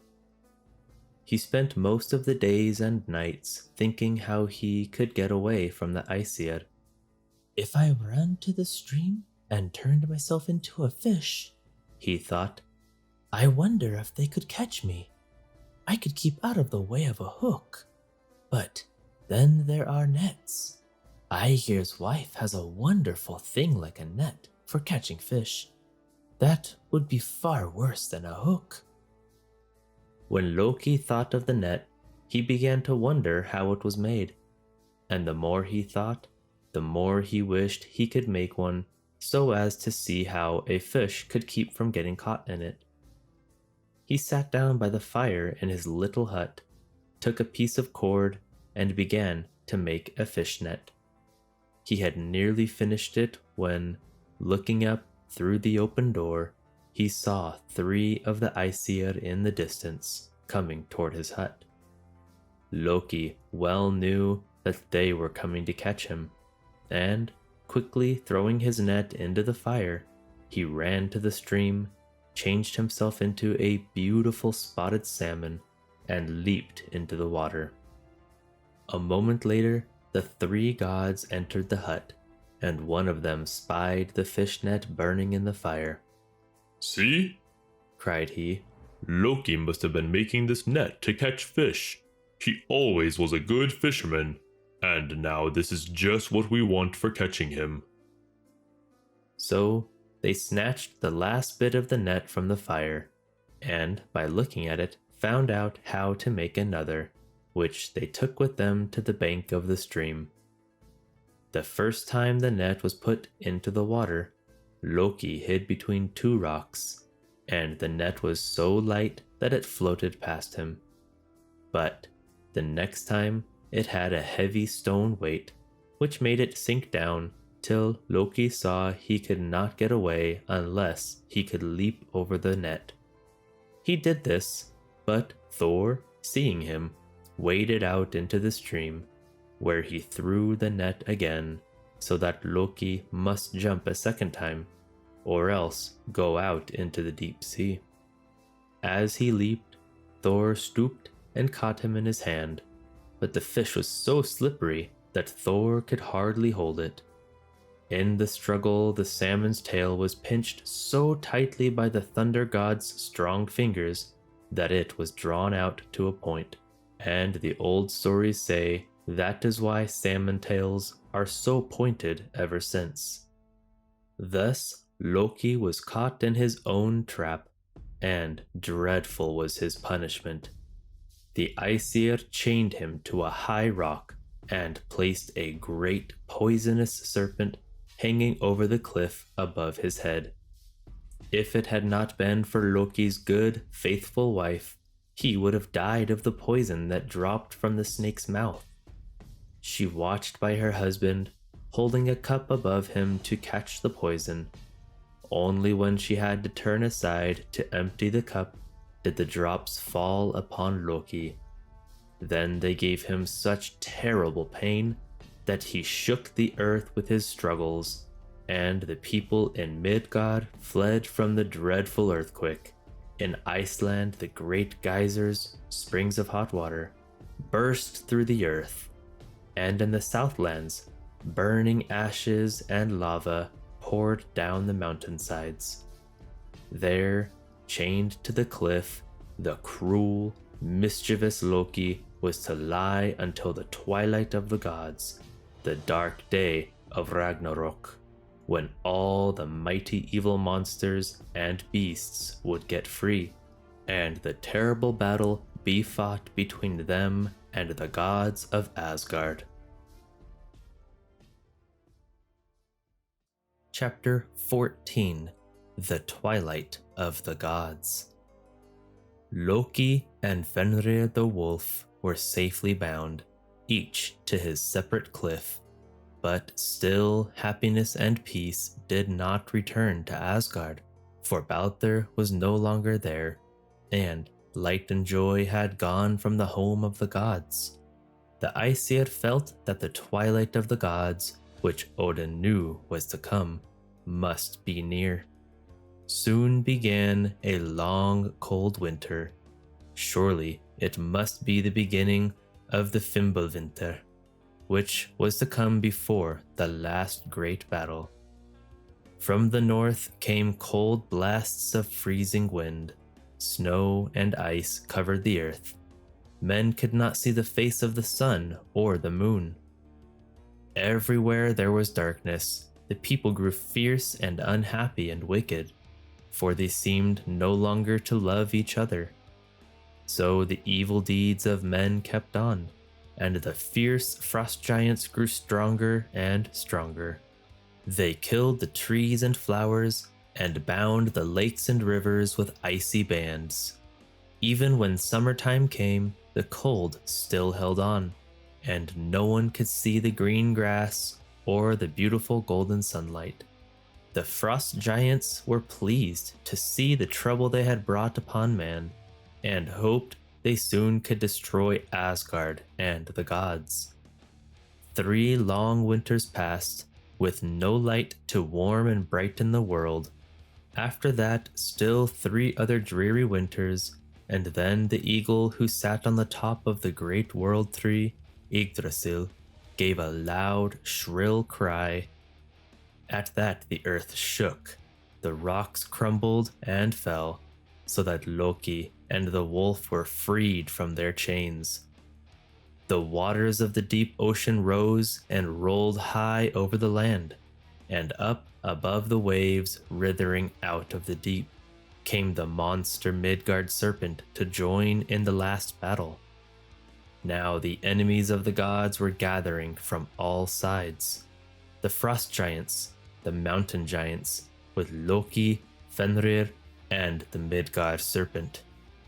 Heimdall, the faithful watchman, looked from his watchtower by the Rainbow Bridge, and when he saw the host of monsters appearing and raging towards Asgard, he blew his magic horn Gjallar, which was the signal of warning to the gods. When Father Odin heard the blast of Heimdall's horn, he hastened to arm himself for the battle. Once again, it is said the Allfather sought wisdom at Mimir's fountain, asking to know how best to lead the Æsir against their enemies. But what Mimir said to him no one ever knew, for a second call sounded from the Gjallar horn, and the gods, with Odin at their head, rode forth from Asgard to meet their foes. Thor took his place beside Odin, but they were soon parted in the struggle.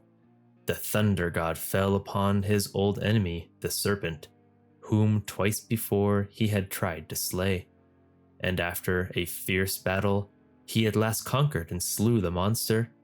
But the poisonous breath from the serpent's mouth overcame the mighty Thor, and he also fell.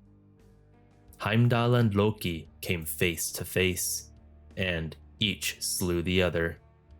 Thus, every one of the gods battled each with his foe, till at last the darkness grew deeper, and all, both gods and giants, lay dead.